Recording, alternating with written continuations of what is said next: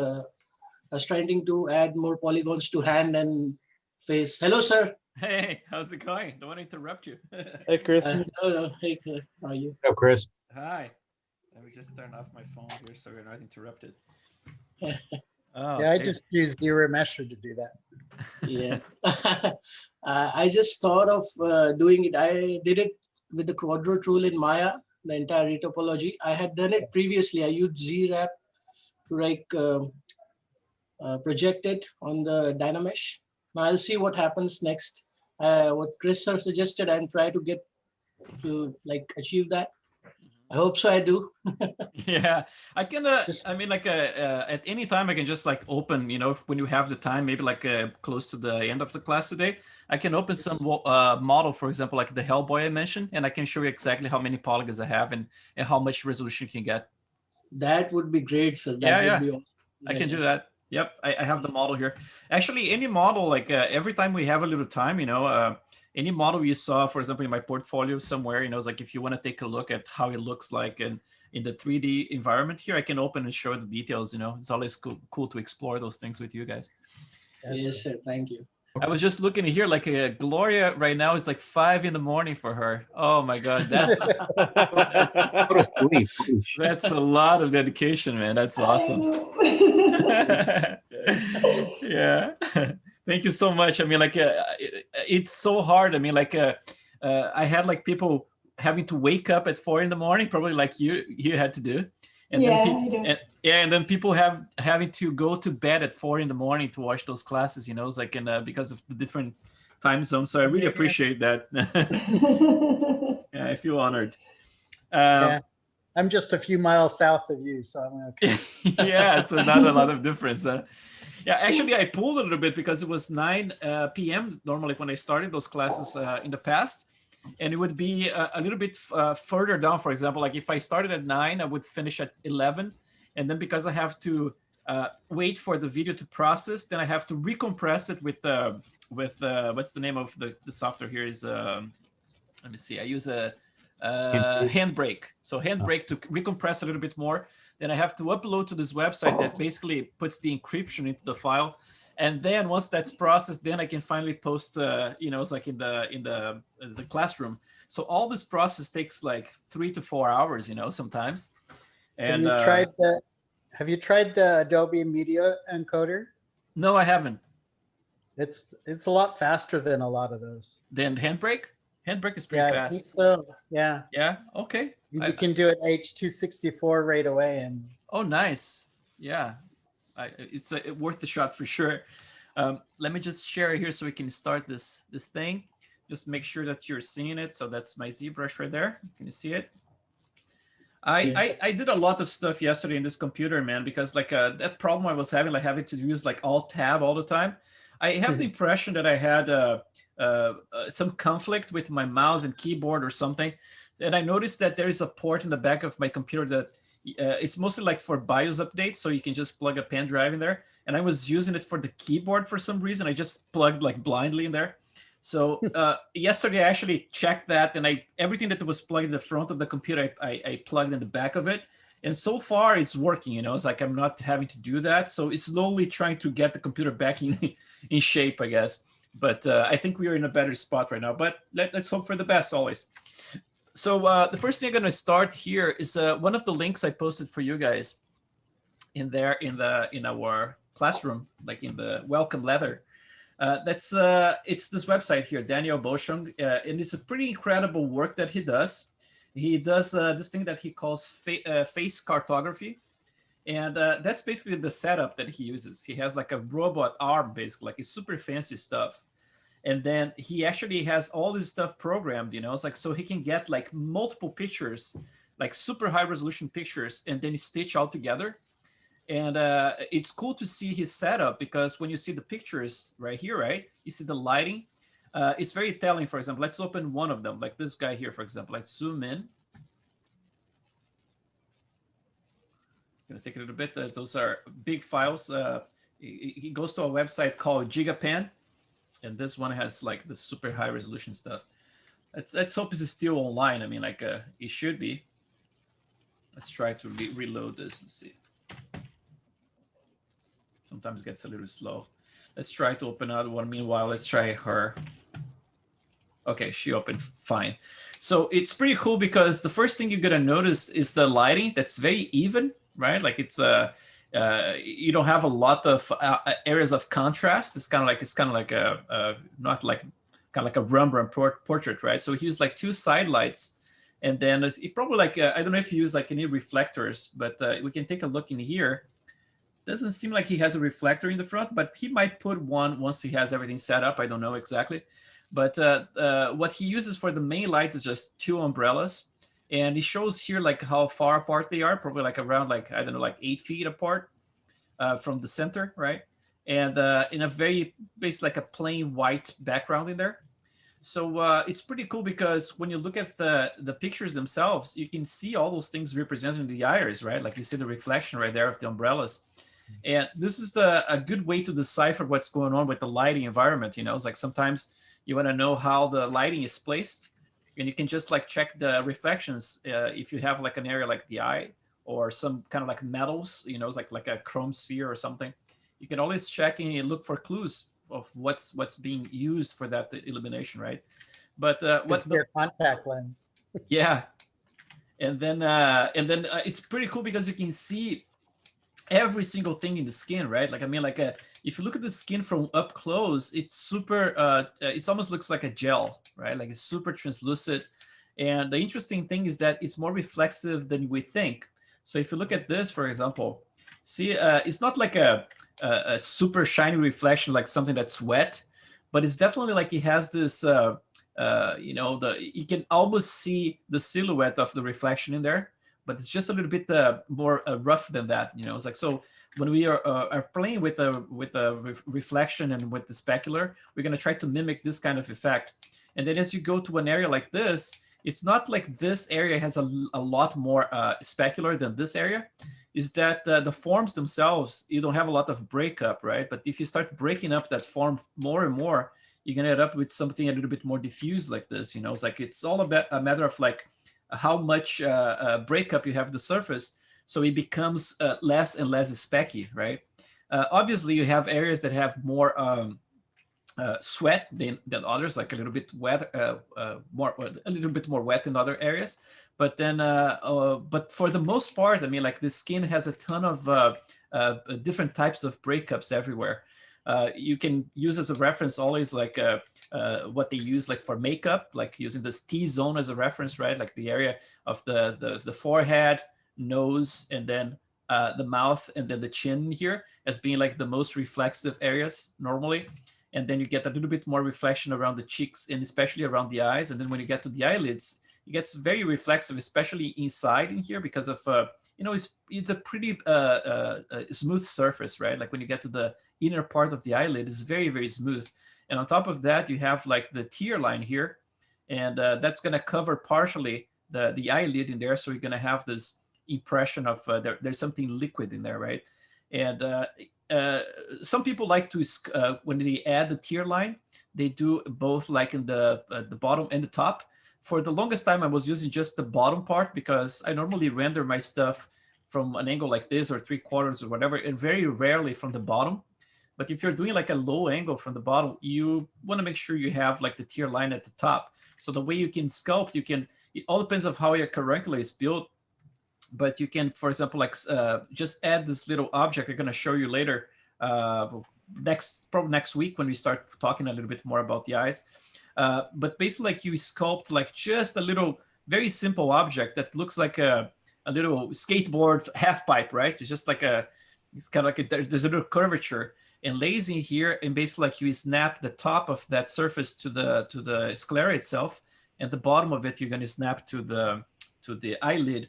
And then in this case here, if you have the carancula built in with the face, you can actually end this little tear line around here. So you can actually bring and create a little bit extra reflection right here against the carancula.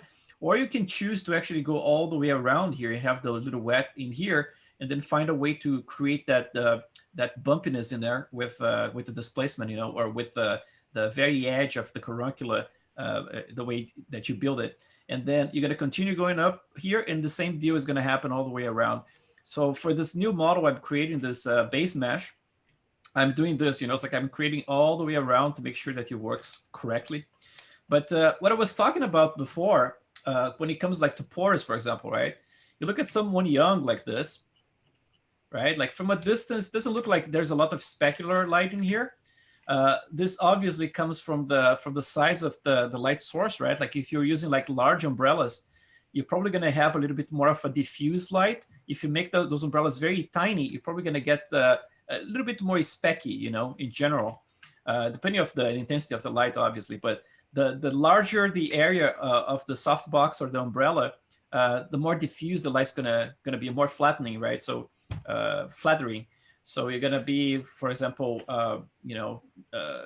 it's ideal for portraits because you can hide a lot of imperfections. Basically, it's like if you have like a very small light source, for example, like those the nasal label in here, you're probably gonna see it pop much more because you're gonna have like the perfect idea that there's a strong shadow in there.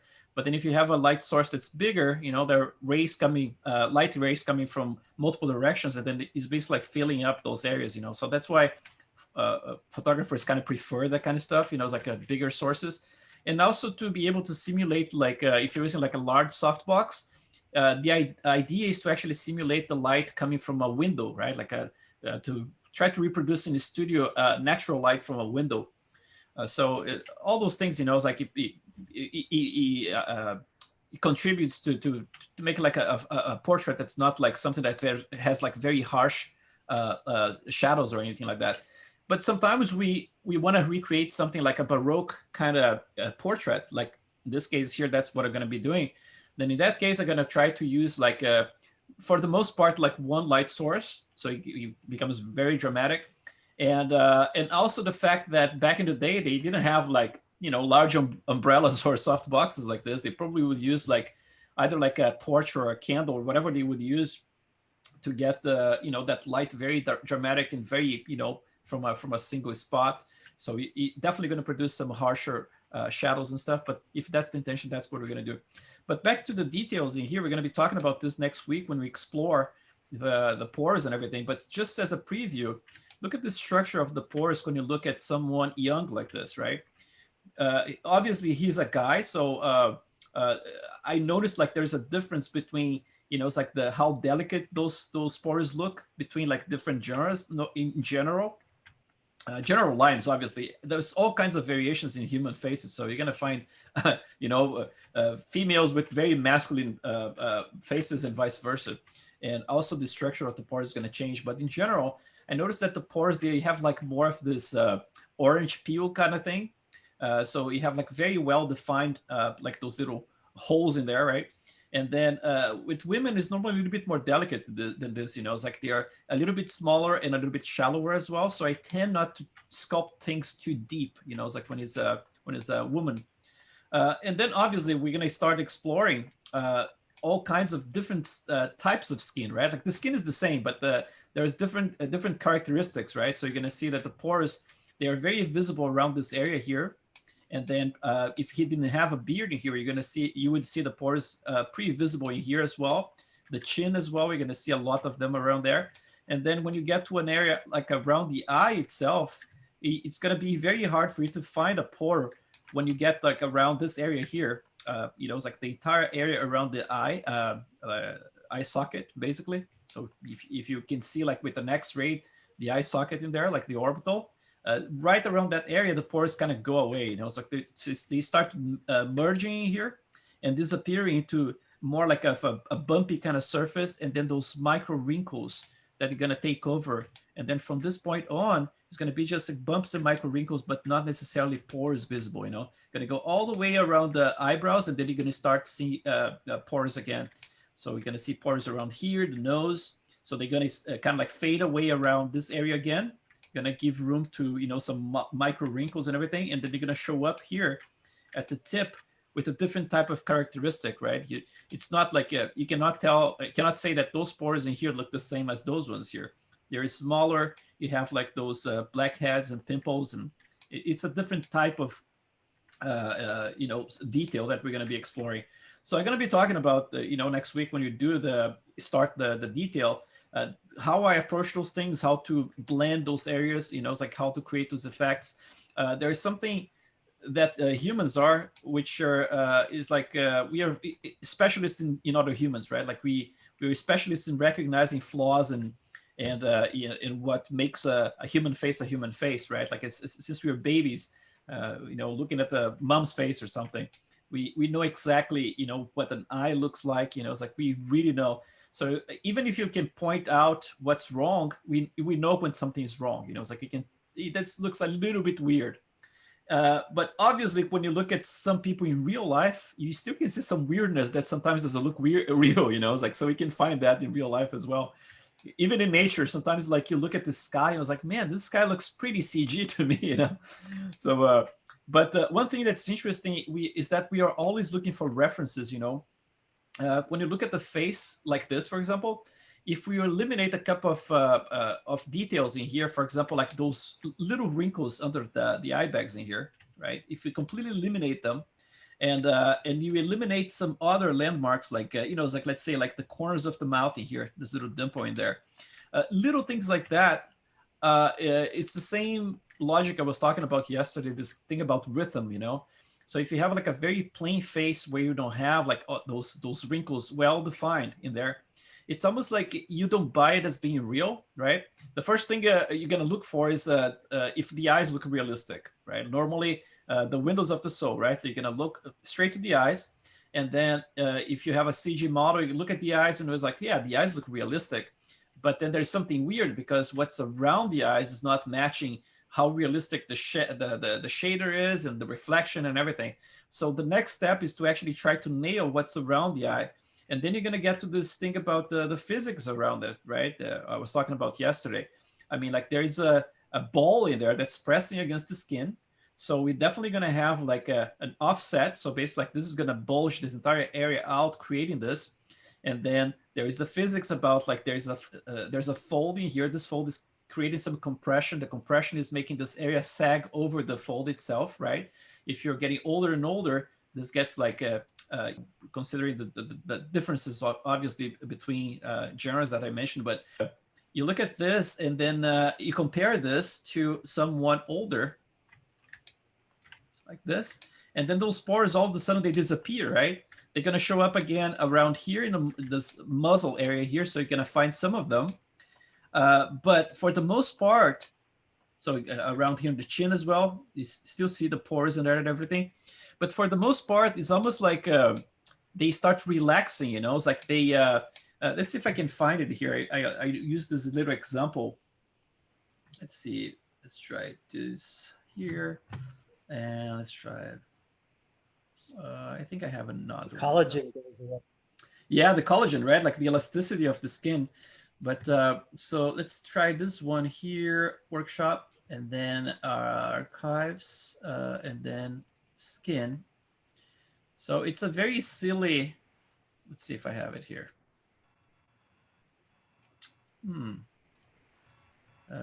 Always, oh, I thought I had it in this folder here, but I can find somewhere else. Basically, maybe let me see if I can just do a quick search here. If I do like a, let's see, tufted couch, something like that. Yeah, something like that, tufted couch. So basically, like that's how I see like the pores in the face. You know, it's like if you use like a leather couch or a couch like this, you know, it's like that's basically like a good example of what the pores look like. You know, it's almost like something is holding that little hole down. Basically, like imagine that's a little button in there, and then basically because they are so elastic, right? Like the skin is so elastic, it creates this little tension in here, and it creates these little tendrils trying to connect to the next one. So it creates this network, you know. It's like so each pore is going to try to search and extend a little arm, right? Like looking for the next pore. But the thing is, like, this is when you have like a young kind of skin, right? Imagine that, for example, like this little button that's holding this little hole inside in there, if it releases eventually, and then this elasticity kind of like released, and then combined with how paper thin the skin gets, it's almost like that pore that once was in here, you can see like maybe like a little bit of it, all of a sudden it's kind of released. And instead of like having a pore that's very well defined, that little hole in there, you're going to see more and more like of a micro breakup. It's like you look closely like this, and you're going to see like those tiny little rays in here. And you can tell that right here, for example, was a pore. Right here was a pore, right? But it kind of relaxed and then raised, and then, but you still can see like the tiny little rays coming out of it, of them, But that's basically what it becomes, It's like that's why it's so weird when you add a lot of very visible pores in the skin of someone who is very old in a CG model. It's almost like it doesn't match, It's like it's a different type of skin. Like everything becomes very paper thin, Like you look at the hand, for example, right? And some forms become kind of abstract as well.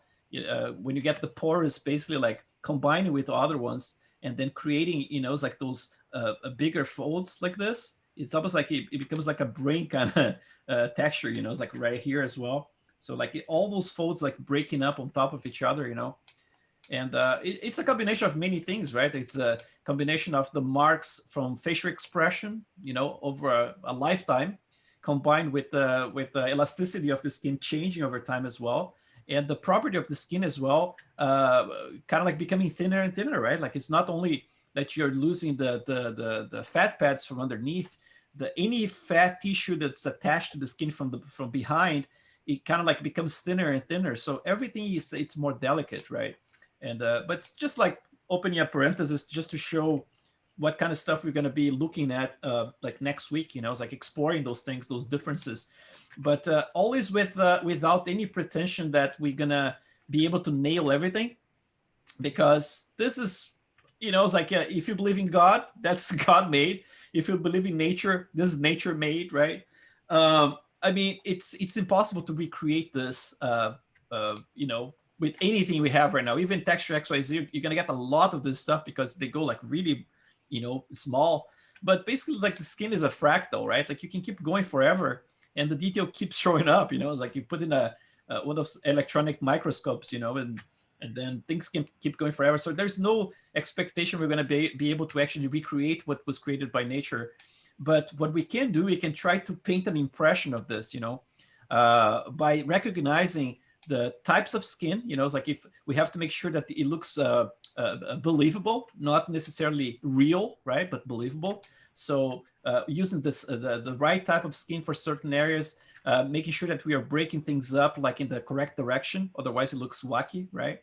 That everything has to have a purpose. You look, for example, like in terms of anatomy, when you look at the anatomy around the mouth, it's basically like the muscle fibers go in a circle like this, right? And you look at around the eyes are as well, like they are circles like this. So like the muscle looks like like a donut in here. And then as a consequence, I mean, like if the fiber goes this way, normally the breakup in the skin, like the wrinkles and everything, they are formed in the perpendicular way, right? So if the muscle fiber goes this way, you're going to get those micro wrinkles going this way all around, the mouth. Same with the eyes, you're going to get the wrinkles happening around here, right? They're going to happen in the opposite way, like a perpendicular way from the muscle fibers, because there is a compression happening, right? Like things have to be thought as like physical entities, right? Like something, there's an action and a reaction, right? Like things, the form's gonna collide, right? You have like a smile, for example. It's not like, sometimes I see some people like sculpting smiles and they only move the corners of the mouth and they believe like, oh yeah, that's a smile. And it's not, right? Because there's a lot of like, there's a chain of events here. There is like a bunch of muscles being activated in here. And then when you do that, there is a compression. So you're going to create this smile in here. So the corners goes up, then the nasal labia going to become deeper because this whole area here is going to go underneath the area of the cheek itself. And that's going to press the cheek slightly as well up. And then when you press the cheek up, you're going to create a little bit more of a squint. So basically like this area goes up, and then it's going to flatten this curvature of the lower part of the eyelid. So it's like it's a chain, like a domino effect that happens just for having a smile in here, So every time we do anything, we have to think about the purpose of it. It's like if you're sculpting something, think about what's being affected around that area. It's very important. So let's do some sculpting now, because yesterday I just left the sculpting for the last bit, and then I thought like, oh man, should be doing more of this. And I think it's always at least like when I go to any event, it's always entertaining for me to see how people approach different things. So let's do this. And then as I do it, I'm gonna be commenting what I'm doing there. So I just got this, crappy example here from the interwebs, and about the ear itself, right? Like we definitely gonna need some reference. So far, what I have in there is just like an idealization, but without paying too much attention. You're gonna see all kinds of variations as well. For example, in this case, here is an older guy. You see like that this area here is a little beefier, right? It's a little bit more fat. But some ears are quite skinny. It's like you're gonna see it's just basically the cartilage and a little bit of skin in there, but not necessarily a lot of. It doesn't look puffy like this one, and then this area here, everything has a name, right? I never memorized those names, but everything has a name, like the anatomy of the outer ear, right? The external part of the ear, not the ear drum or anything. All those things have names. It's like the helix, and there's all kinds of different names. But I'm just going to be working on the forms and commenting on what I'm doing there. And let's just pull this one to the side. And I'm just going to carve a little bit of the ear here and talk a bit about it a little bit. And for example, like, one thing I did yesterday I forgot to mention is this. Check this out. I created a little bit of a topology here. And the way I did this, I started with my sketch. So first thing I did, I selected my sketch and I did a duplicate. So I duplicated it. And then the duplicate version of it, I z-remeshed. So make sure you have like the symmetry on. And then I created a z-remesh version. And why did I do that? Well, I could keep pushing this as far as I could, as I wanted with the Sculptures Pro, for example, if I wanted to do that. But the thing is, like, if I have a geometry that's just a little base like this, it ends up like that. If I'm recording, for example, like a time lapse, I'd rather work with a lower resolution so I can actually save all my steps and have this like, saved in there. And if I go too crazy with the Sculptures Pro, then I'm gonna add maybe like too much resolution in certain areas, and that's gonna eat up a lot of the memory here. And then I'm not gonna be able to do this. And on top of that, if I have a little topology, even if it's a crappy one like that, at least it gives me some of the contours of the surface. And it's not like I'm too far in terms of proportion, right? Like just we were talking about yesterday. I can definitely tweak things here and make the likeness pop and get things better. But in terms of general proportions, I mean, the ears are fairly in a good spot. It's like eyes fairly in a good spot. So even if I move stuff around, it's not going to be too bad. So with that little topology now, I was able to actually push things a little bit further. So I started with that and also did this one here, which was basically just extracting a color and then selecting this area here and leave it selected and just like pulling with the move brush, just forcing this into a mushroom in there, right? So very simple stuff. But yeah, that's the only thing I did other than a little bit more sculpting in the face as well. But let's go back in here. And and the eyes, right? The eyes, I did this as well. So you guys are in the loop. I selected the center of it and I just like brought everything inside in there, just like create a little hollow in there, and then brought the eyes that I had in Maya. In your case, like I said yesterday, I mean, if you just have spheres for now, don't worry about it. It's fine. But since I have the geometry, I just brought it so I have an idea about the positioning of the irises, right? And just like I mentioned yesterday, the lower part of the iris is not touching the bottom part here of the eyelid, but the upper part of it is partially covered by it. I like to do this way because it allows me to create this little angle that I mentioned yesterday, right? One thing that some people do that's pretty wrong and looks wrong straight away is when you have like this flat like this, basically like you have the eye. It might work for certain angles, but never for all angles, So you have like, sometimes it's the reverse, like the lower lid is more forward than the upper lid. That can actually happen if you have, for example, like an extreme rotation, right? Like there's a little bit of a sticky effect with the eyeballs. So if you rotate down quite a lot, this angle becomes like more extreme. But if you rotate your eyes up all the way, this kind of like starts to hide like this, right? And this one is going to start to do this. So there is an effect. But if you're looking for a neutral position for the eyeball, I would say like this is more likely, Obviously, the thickness in here is very large, So like I'm going to have to slowly bring this thickness here down. because right now it's like it's gigantic, and then compensate with it. It's like from the looking from different angles. It's like you're gonna have to start evaluating the form. We're still in this early stages of a concept almost, right? So like trying to figure things out. Like you see like this area here, I might be able to introduce a little bit more volume in there and then bring this in. Around here, for example, I can bring this eye bag out slightly around this area here. Anything that looks a little funky from different angles, like especially from the bottom, things have to work with purpose, like I mentioned. So if you can imagine that there's the teeth underneath in here, so that's basically an arc, right? You have to imagine that everything covering it is going to be an offset of it, right? So you have first the offset, and then you have the sagginess and the gravity and all this stuff. So the fact that I have the lips going more into an arc like this, and then I have like my nasal labia following that slightly, and then I'm gonna have like this area here following that as well. So everything echoes from this area here, right? So it has to make sense. Sometimes like you have something like it looks good from the front, right? A lot of people do stuff like, oh, the front looks great, and then you look at the corners of the mouth, and the corners are like this, right? Flat, right? You look from the front, it was like obviously I'm exaggerating here, but then when you turn from the side, it was like, what? It's missing a lot of the depth in here, right?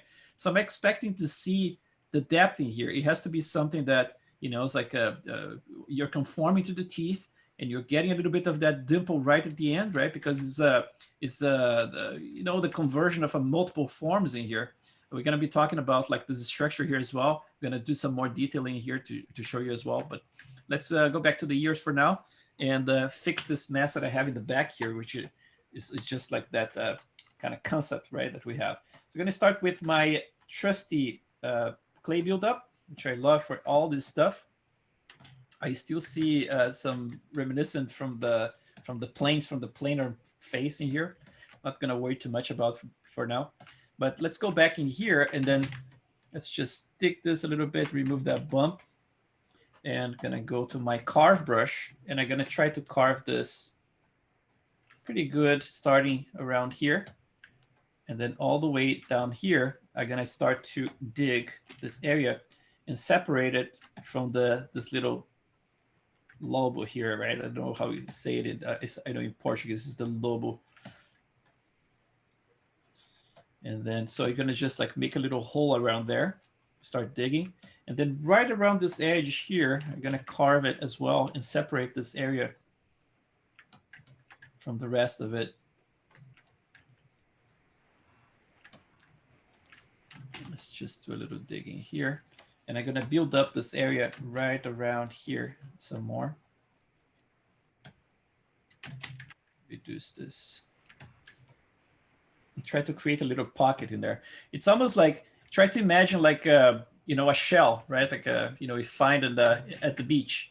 So you're gonna have like this inner part of the shell in here, and then you're gonna have the back of it, right? So you have an offset. So at this point here, you see there's a lot of thickness in here. So I'm gonna have to dig it and remove some of that thickness, because that's gonna influence how the subsurface scattering behaves, right? Like I was talking about yesterday. So if it's too thick, you're not going to get any redness in there. It's going to get like, it's going to be, just like super beefy. And the same is going to be for those areas around the edges in here, right? So you need to try to imagine things as being physical. So I'm going to just add a little bit more volume in here just to create that. Let's go up this here. And I'm going to keep digging. It's important to have a good separation around this area here as well. Another mistake that people make a lot is to actually keep like this area pretty flat against the it's like the head like that. Obviously, some people have ears like that, but in general, if you're trying to idealize something, you're trying to look for something that's more pleasing, right? Like in terms of like aesthetically. And then in that case, it always helps when you have like the ears a little bit more detached from the skull, right? It gives you room to, to add volume, for example, in the back of the head in there if you need it, in a way that doesn't look weird. Another thing I do, instead of like having the ears to look too vertical, which can look very weird too if you have the ears looking, it's like like this, right? Like it's just like completely vertical. Having a little bit of an angle like this, just a little bit of a diagonal, helps a lot as well. And also make sure that there's a continuation of this forming here. You know, it's like you start with your zygomatic bone, and there you keep going all the way to the ear. When you get to this point here, you're going to start actually blending more into this little forming here, right? And obviously, like when you get to someone a little bit older, this little wrinkle I just put as a mention in there, then you can start actually building things up to look more of, you know, it's like bigger forms. So I can just build like a little bit of a fold like this, so it looks a little bit more organic. But and then keep working on the separation of those forms, right? So if I do a little bit of that, some people have this completely blended. I've seen like in people like this whole area here is completely flat. So like between here and here is just like it's just a flat surface. But again, like in his case here for this model, I don't have like an example of his ears visible. He always has hair on top of it. So everything here is going to be idealization, right? So I'm just going to be carving this a little bit deeper. I'm going to go all the way around. I'm going to make sure that this area is separated. Around here, sometimes you get like a pretty blended together, but I'm going to keep it separated in this case here. And then I'm going to keep going around here. And then basically I'm going to separate this area from this as well. And around here, I mean, like there are all kinds of stuff, right? My ear is more like this one I built in here. That's why I think I'm doing his ear like that. I have it connected in there. Some people have this completely detached, right? Most people have completely detached. If it's an older person, probably going to have like this area here sagging, becoming longer and longer, right? It keeps growing over time. But in this case here, I'm actually having like taking some liberty here, because at the end of the day, I don't think this is going to be visible at all. But just cool to see. Just gonna fill up this little gap here a little bit. It's a little deep. And then keep building this little spiral here. And this area here becomes a little bit sharper. So right around here is a little sharper and deeper. Again, like everything I say here, you can find reference online. You know, it's like that contradicts everything I'm saying here. But that's how humans go. But as far as idealizing using my own, you know, a private library, mental library, that's kind of like the way I like to sculpt. So just going to smooth it out a little bit. And then this area, let's try to introduce some more interesting forms in here, right? Because right now things are a little bit too too round. So you see, like right here, I have like already a little bit of a mention of a squarish kind of corner here. I can exaggerate this a little bit more. I can make sure that, for example, like when you get to this area here, it looks a little bit more squarish as well. Instead of like having a perfect, you know, round surface in here, I can keep the outer part kind of round, but then I can keep like bring this inner part here and actually introduce a few like flatter places like this. So let's get this, and then let's go and add another one a bit flatter around here. Just gonna make like a little lip, right? Like just build this little lip around here. And then at right here, I can actually keep this area here flatter. And then build this area here a little bit on the top, and then flatter at the front. Same for here. Gonna keep a little bit flatter overall. And then when you get to this area here, I like this part here quite a bit, because that adds it's a little bit maybe a little bit deeper than I want in here, but I can fix that. So I'm gonna just dig this to separate it, to separate this little V shape in here. So I'm gonna dig it in here. And then one thing you're gonna do, let's see if I can get this. Just smooth it out. So this little part in here, I like to keep it kind of thin, you know. It always gives a nicer like subsurface gathering when you have this area here a little thinner. And you're gonna find in a lot of people, you know, it's like this area being very, very thin. It's almost like the ear doesn't get enough love. It's like I see sometimes like some very, very beautiful models, but the ear looks very rough. It's like it's kind of like too beefy. It's like it doesn't have like some delicate forms in there. So if you can, even if you can, if you make everything beefier, but then you get to a few of those areas and you just like incorporate some like delicate shapes, like this area here, for example. Let's try to do this here. I'm kind of fighting my topology right now. The topology around here is not ideal just yet. And then another thing that happens is that this little form that I mentioned that's a little thin in here, it kind of like it kind of keeps going, almost like trying to reach the top. So it kind of changes the direction around here. In some people, it's very visible. In some people, it's completely invisible. But it's interesting because it keeps it tries to keep going that direction. And then around here, then obviously you're gonna have this little depth, which in some people, again, is gonna be like very well defined, and some people are gonna be just a very, not so deep at all. So I'm just gonna try to fill it up a little bit because I'm noticing it's a little bit too deep for my taste. So I'm just gonna do that, and then build up this area here a little bit more. Then again, around here, you're gonna have another area with a little bit more depth, and then blend into this. So like with the model of your wife, Uh-huh. how accurate do you think the ears are to her actual ears? To which model? Your wife. Oh, with my wife? Well, I took some pictures of her ears, but it's like it's one of those many portraits that I never finish.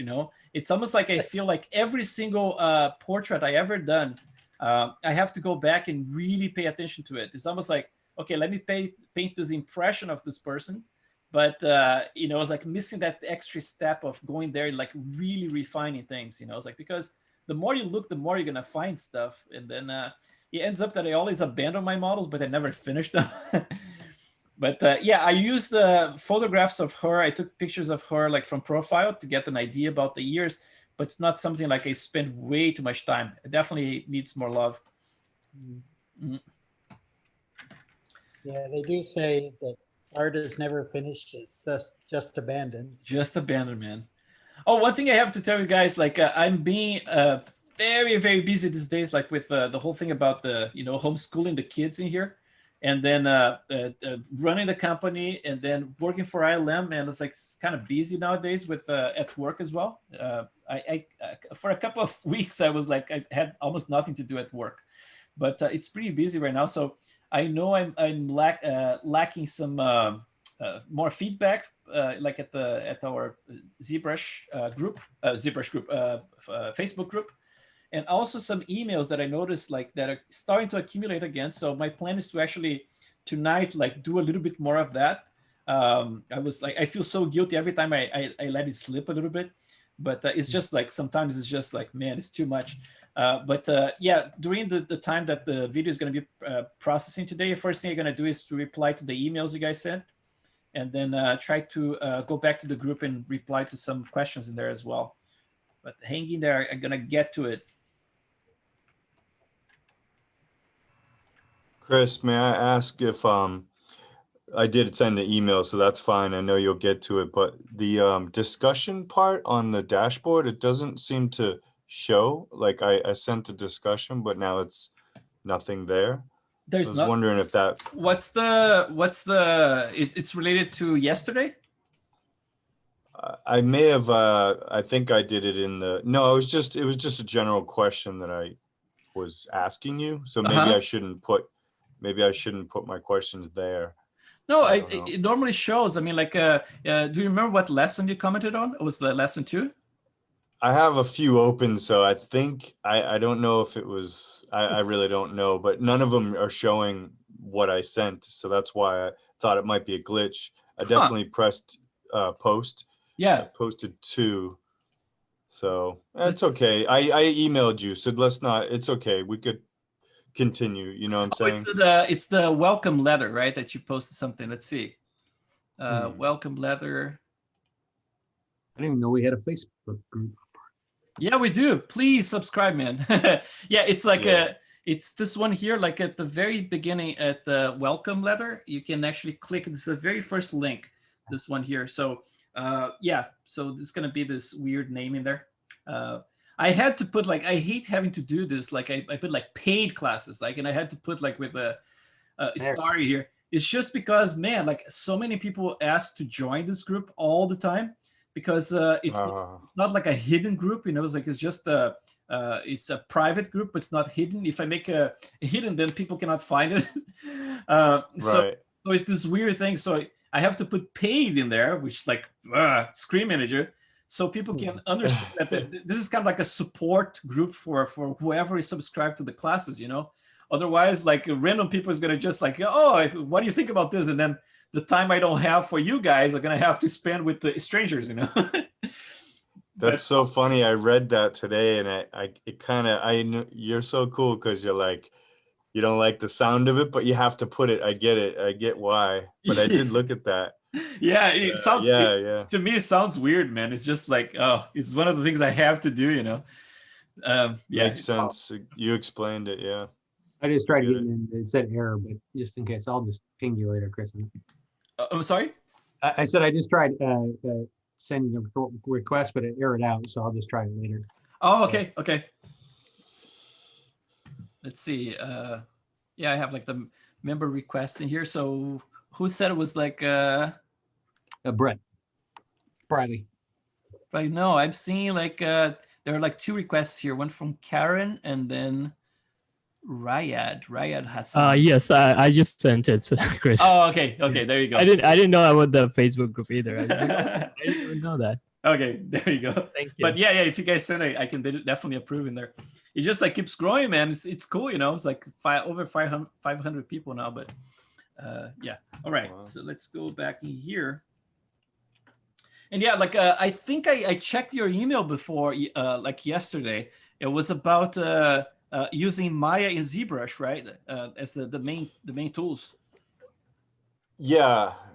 I was just asking questions about like that. I have Modo and I have like Keyshot, but I don't have Maya. Mm-hmm. So I guess I'll have to pay for the subscription.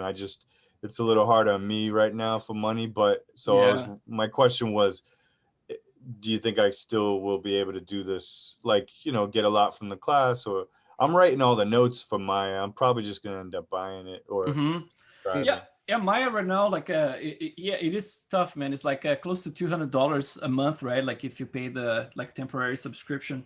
There is a No, there's a 200 for the year subscription for indie right now. yeah, there's an indie one for $269. I got it. So Oh, that's very cool, man. as long as You can get it for underneath. free.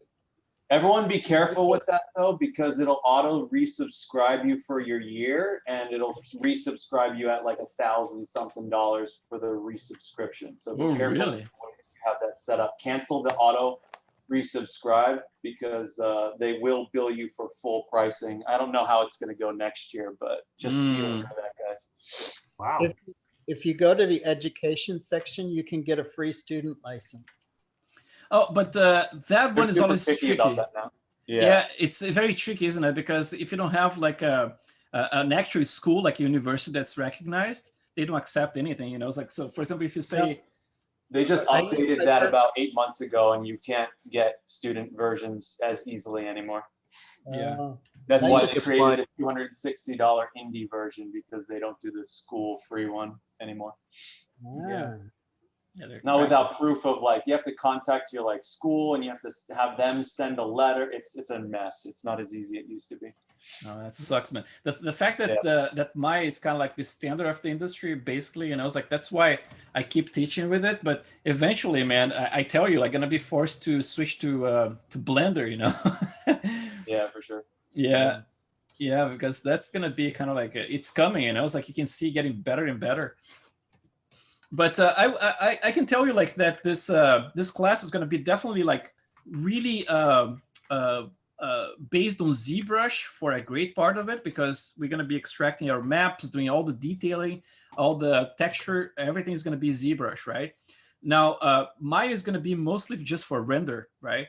And then it's gonna be render in XGen. So that means like render and the grooming but I can tell you that if you know enough of the software you use, for example, 3D Max or Modo or whatever software you're using, maybe Cinema 4D, a lot of those softwares have already like Arnold, right? Like, so if you can get a copy of Arnold for them, I'm pretty sure you can translate all the settings that I'm going to be showing, like with shaders. You can translate and actually use with them. I used Modo in the past. It was just for a challenge that I did, like in the past. But I don't think like there's a lot of similarities with the way that Arnold does things. So I don't know if that part would be super useful, but definitely the ZBrush part is going to be very useful.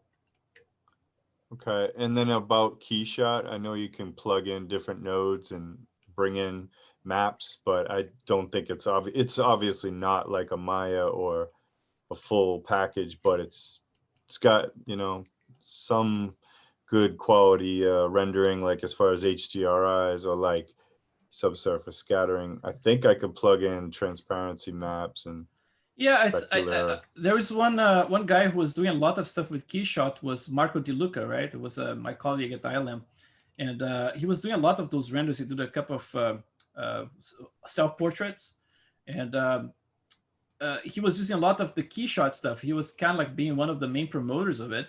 But if you look at his work from the past year, he totally switched to Maya and Arnold. I think he ended up like hitting a wall, because basically what Keyshot is like it's something for quick renders for products. Basically, that's how they basically like industrial stuff. That's how they started.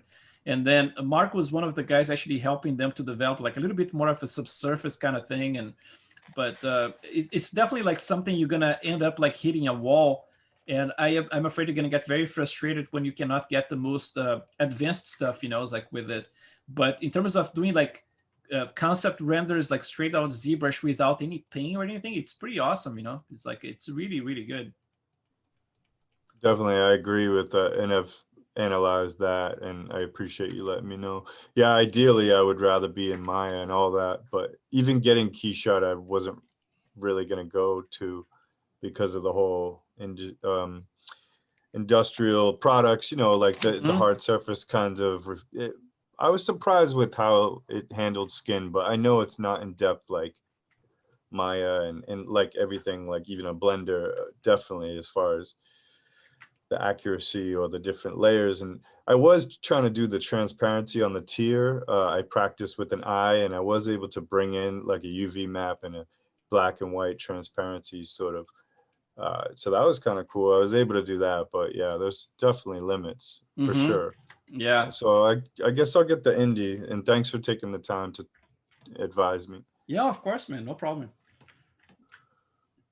Yeah, it's like it is a little painful, man. I wish the companies are more like those guys from the ZRap. It's like the ZRap guys. You can just go to the website, and you can just like, it's like I'm a student. You can even mention like I'm a student with Chris Cost. Like last year, I actually mentioned to them that I was teaching those classes, and I said like, is it possible if we can get like some license so my students can use? And the guy was like, of course, we love your work, blah blah blah. So he sent me like I think it was like 30 license, like temporary license for my students. Wow. And it was very super generous, and he got me like this perpetual license for me to use. And then he said like, the only thing I ask is that every time you guys use it, just like plug it, it's like just make sure that you used it, and that would be great. And then last year, I don't know, beginning of this year, he said like, can we use that artwork that you did like for the albino lady, it's like as part of the promo. It was like, sure. So now if you open ZRap, it has my work in there. Wow. It's kind of cool, but That's I mean, great. I'm not making any extra money. It's just like because I was really thankful for the work, the help they did with the school, and the students. But what you can do now is just like you go to the website and you can just say like, I'm a student, I'm studying with Chris, and I'm just looking for a license, and they're definitely going to give you the license. It's like I think it's free for students. That's awesome.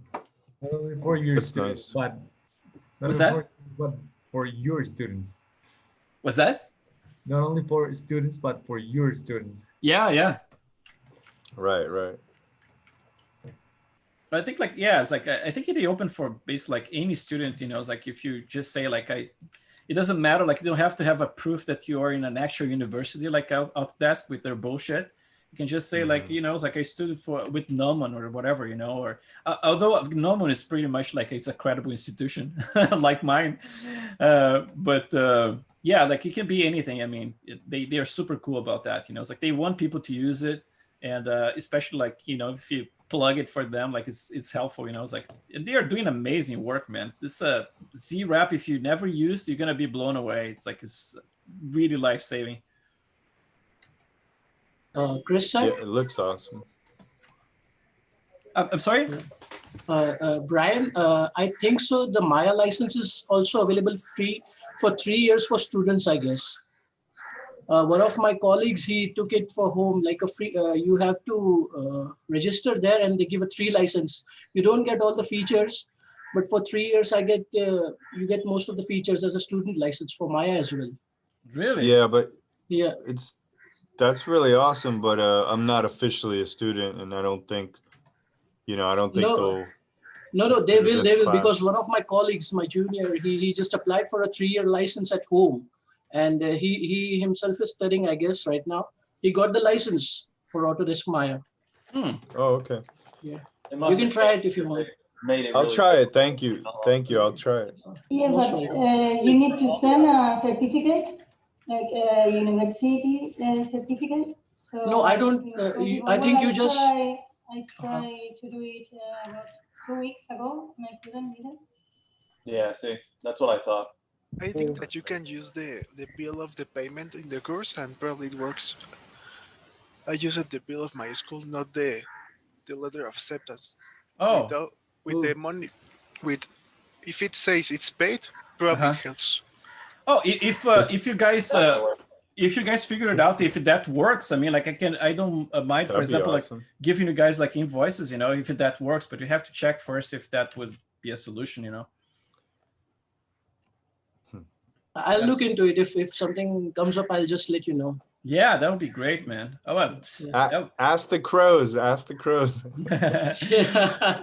Because man, I pay a lot too. I mean, like every month is like it's like $200 a month, and I never did like the annual one. So every month I renew it because there are certain months that I basically like I'm not even teaching, so I don't want to subscribe and have it.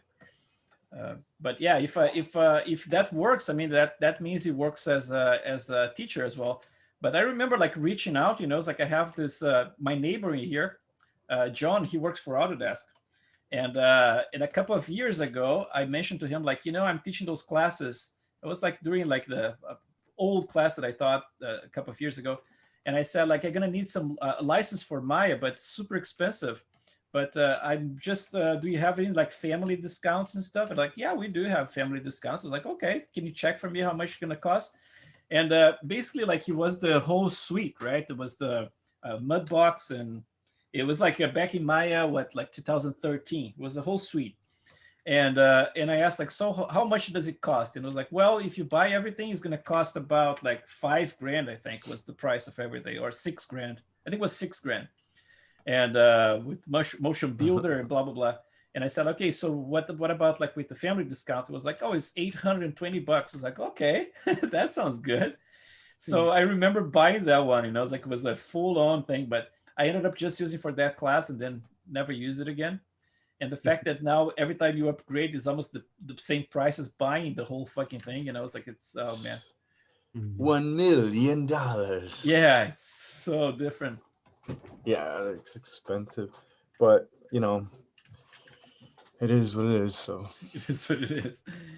Yeah. I mean, to get what we want, to follow what you're doing, and I guess I could go Blender, but obviously it's not the same, So that's what I mean by it is what it is. Like you got to get what you. That's why they have it. They have us, Mm-hmm.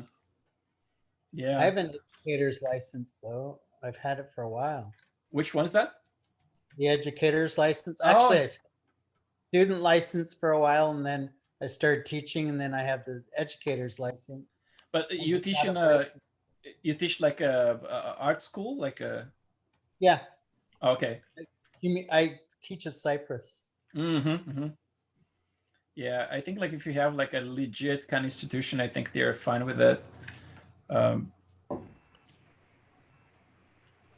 But yeah, if you try it, because I don't remember it being that hard, and especially just ask for documentation that you're taking a class. So, but if I'm not mistaken, when I looked last time, they got pickier. You know, they got pickier with the stuff they require now. Yeah, until last year it was so easy, but well, 2 weeks ago I couldn't.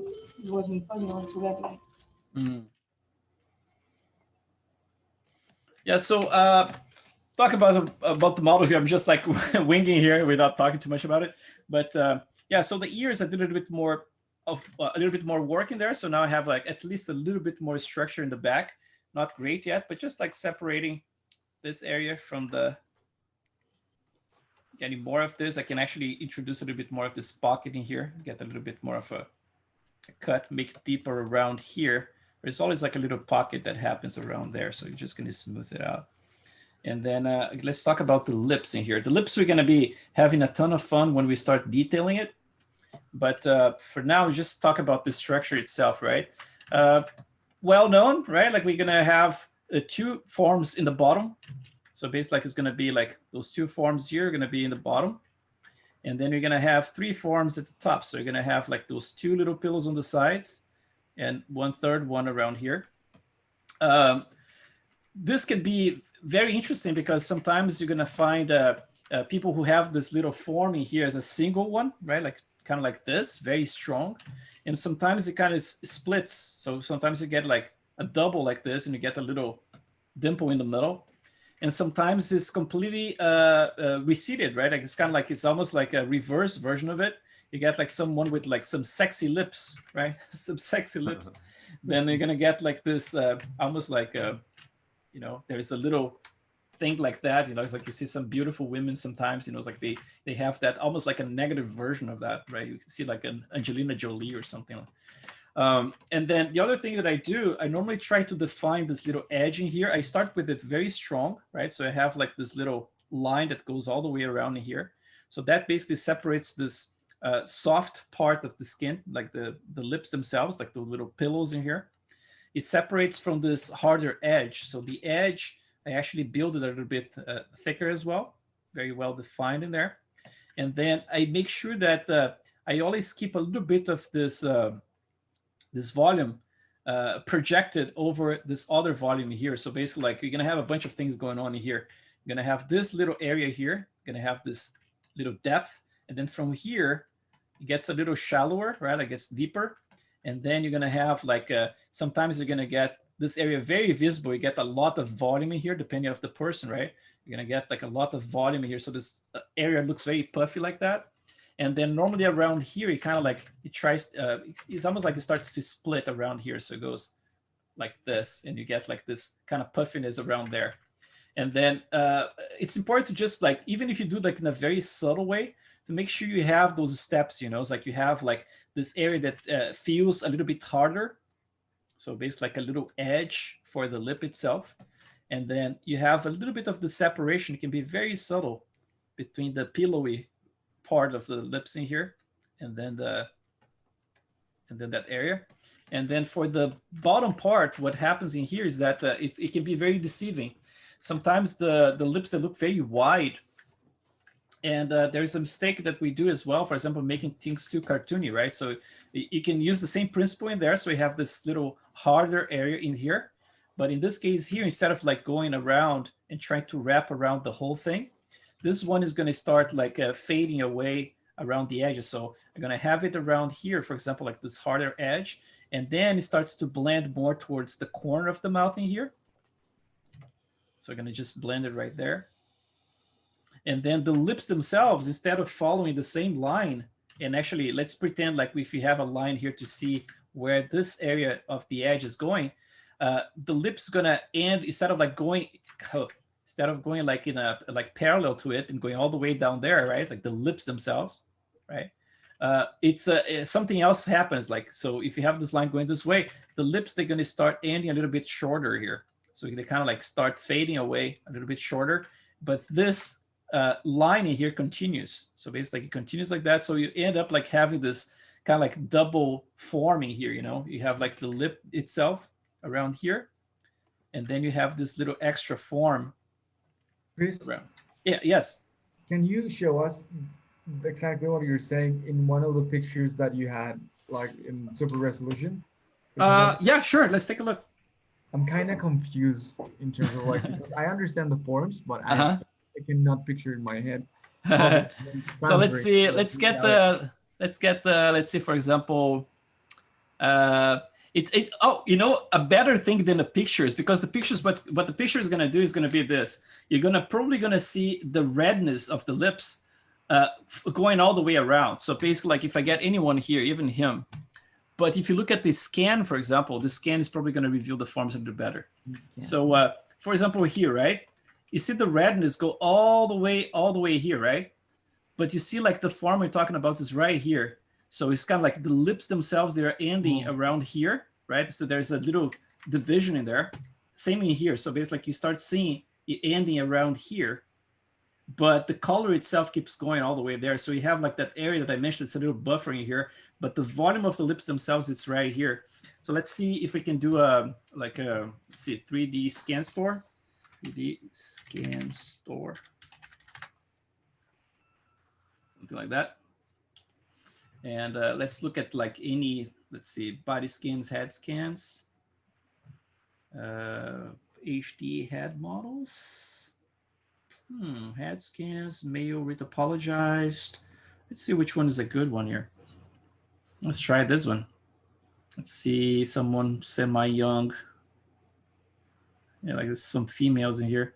Let's see with her what happens if I see without the color, if it shows anything. Those are cool. Like, it's a lot of resolution there. So that's going to be a little hard to see. Oh, right here. So this one is a good example right there. So if you look from a distance like that, you're going to see, like I said, like the edge itself keeps going for a long time, but then the form itself breaks up around here. In certain people are going to see very clearly, you know. So you can see that there's a line around here and around here, which defines this bottom volume. So you're going to have one pillow here on the side, the other one around here. But the lips themselves, like if you look at the edge, it keeps going, just like at the top, you know, it's like it goes all the way towards the corner of the mouth, but the volume itself ends earlier. So that's basically what I'm talking about. Correct me if I'm wrong, but what I'm seeing in those references, it's that the fold that you're teaching us, it's also, I don't know, being highlighted by the fact that the edge of the upper lip, it's folding up a little bit over the lower lip. The edge, this one here? The corner. In the very edge. edge. The corner. Exactly. The corner. Oh, yeah. It does fold a little bit. It kind of overlaps. Exactly. Yeah. That's what I mean. Yeah, but I'm talking about those volumes right here, you know. So basically like this. I'm realizing that the fact that it's kind of matching a little bit. Or correct me if I'm wrong. Maybe it's not. Yeah, I mean, like the way that you see right there in the reference, it has a little bit more of overlap, like from the top like this, and probably the corner is a little bit more shallow around here. But what I'm talking about is basically like the difference between those two areas right here. So basically like one is the edge itself. So if I highlight it here, so the edge itself is going to do this, right? So the edge is, you have like this volume that goes all the way around, and then you have this inside edge in here that instead of going all the way around like this, the form tends to end a little bit brief like this, kind of goes, and then you have this two different areas in here. It's a very subtle difference, but there is definitely a difference between what happens in here all the way to the edge, you know. So I think that's the point I'm trying to make. Like, is that it's like it's not like the upper lip here, for example, that you have like almost like an echo of the top edge, this one here, and this one here. The bottom one actually tends to end a little bit more briefly, you know, kind of like the lips themselves. But again, it's just a tiny little change in volume here. Or plane based, like you change the plane a little bit. So if I introduce a little bit of that and then I can smooth it out, it normally looks a little bit more correct. It's like when you have something that shows those two forms like separate. It's a little bit hard to explain, I guess, but kind of how I'm looking at it, almost like a hill, and then you go down the hill to the valley before it flattens out. But instead of flattening out, we actually go off the edge. But I see that little dip of a valley. It's like a slope, but not steep. Exactly. Yeah, it's normally like a little bit. It's smaller or it's narrower than we think. It's like, even though if I add color in here, the lips themselves, when I add the color is going to go all the way to the edge. I'm probably going to get the lips painted. It's like the red part of the lips going to be painted all the way around there. But it's like in terms of form, the form itself is ending around here.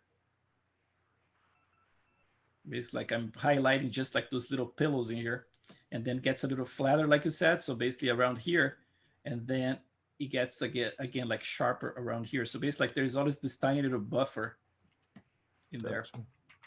But it can be very, very subtle from person to person. Sometimes you see it very clearly, So let's just keep going with this part here. I'm just going to add a little bit more volume underneath.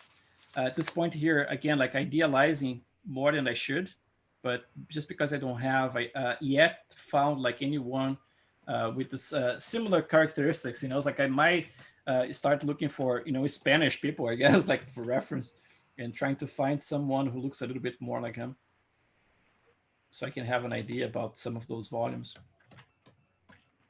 I'll just get Salvador Dali. Salvador Dali, yeah, exactly. I did a Salvador Dali so many years ago, man. It's like, today it looks like crap, but back in the day, it was like, oh man, it looks so good. It's still good, Chris.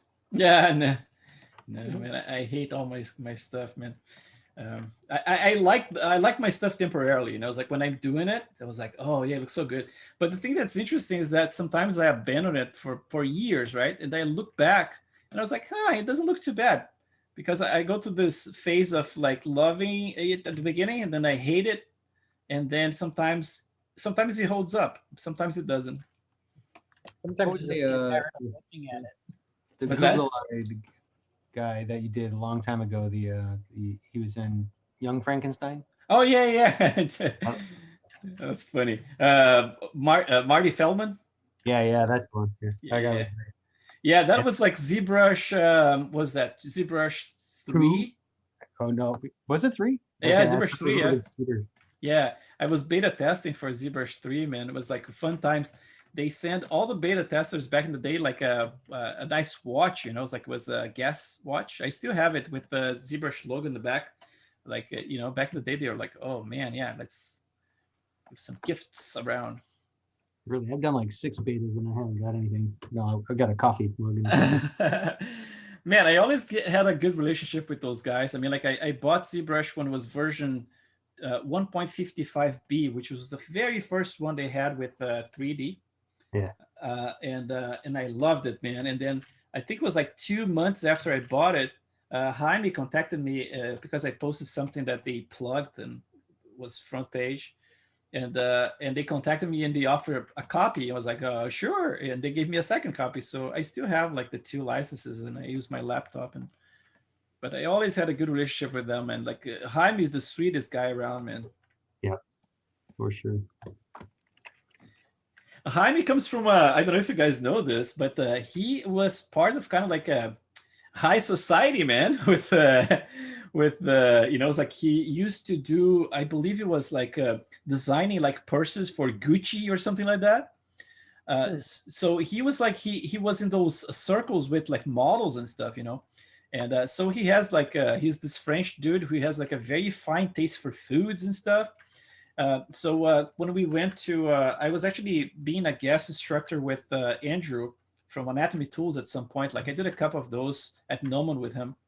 And then every time we would go to town, I mean, like Jaime would say like, oh man, I have to go to this place with you guys, I was like, and So he went to this Japanese restaurant in Hollywood at some point, and then he said like, "Oh man, you have to try this." So he, you know, it was just like a bunch of food coming one after the other one, and he picked up the tab, man. It was like, I don't know, $700. It was like something absurd, and then he was happy to just for us to try that stuff because he loved so much, you know. Yeah, it's amazing, man. Like super generous guy. He's like both of those guys, Andrew from Anatomy Tools and Jaime from Pixelogic, are the only two people I know in the world who contact me out of nowhere, not to ask for anything, but simply to say like, dude, I was thinking about you. Like, how are you doing? And I was like, those are the only people I know in the world who do this. Like Andrew, he was like about to go into a plane to go to China to do some of his Anatomy Tools figures at some point. And he was just chilling at the airport, and he started texting me, so we engaged like into some conversation in there, like out of nowhere, man. So it's like, it's so, you know, it's like we are so used to people contact you when they need stuff, you know. It's like this the history of my life. But with those guys, man, they are not looking for anything other than just like, oh, I appreciate you, so, you know. So it's really cool. I really love those two guys. That's nice. When you're rich, you don't need much. Yeah, exactly. But you know, yeah. At some Now point, you feel guilty, Chris. What's that? I said, now you're making me feel guilty, not dropping you off. Yeah, but you know, it's like at some point, I think like the way society is going, at some point, I don't know if money is gonna be. I don't know, man. I think everything is gonna go in a way of the technocracy, you know. So I don't know how we're gonna be rewarded, but if you look at China, the way they do it, I mean, like everything is kind of like a reward system, right? Like you're just like, if you're a good boy, you get the cookie. If you're a bad boy, you cannot even take an airplane and visit your parents, you know. So I kind of see like some companies like those mega, you know, it's like Google, you know, it's like with the aspirations of being the Skynet or something, you know. I can see those guys getting very excited to make a ton of money implementing some kind of like massive system like China has, you know. So I can see that in the future here in the United States. I don't know how it's gonna play, but it's kind of creepy. Watch, it's gonna be start bartering again. What's that? People will start bartering again. Yeah. Yeah, I don't know, man. Like it seems like they are taking like this COVID thing to really change things around, and I'm not liking it. I got my house painted with a barter. Oh, you did? Yep. Built his website and he painted my house. Nice. Hey, Chris. Yes. Could you go over the structure that you used to understand eyes? Like, because I'm kind of confused in terms of like when the upper eyelid would be folding in the corner over the other one. I mean, just around here. Yes, I'm just trying to catch up your understanding of proportions in terms of those features. Sure. Yeah. I tend to sculpt like the upper eyelid always overlapping the lower one. Normally, if you sculpt something that looks like at the same level. Yeah, that's what I'm asking. Yeah, it kind of like, it looks weird, you know. It's like when you have like at the same level like that. So I always tend to add like, it can be like, obviously since you're just blocking here, I can go at some point and just like make a little thinner so it's not so aggressive in there. But definitely like it's the same way you have like this this kind of like a structure that's offset from the bottom, like I mentioned, right? Like you have this kind of like diagonal in there. I try to treat that almost like imagine like if you split like a ping pong ball in two, right? And then the top one, you actually rotate over the bottom one. So you have like this little overlap.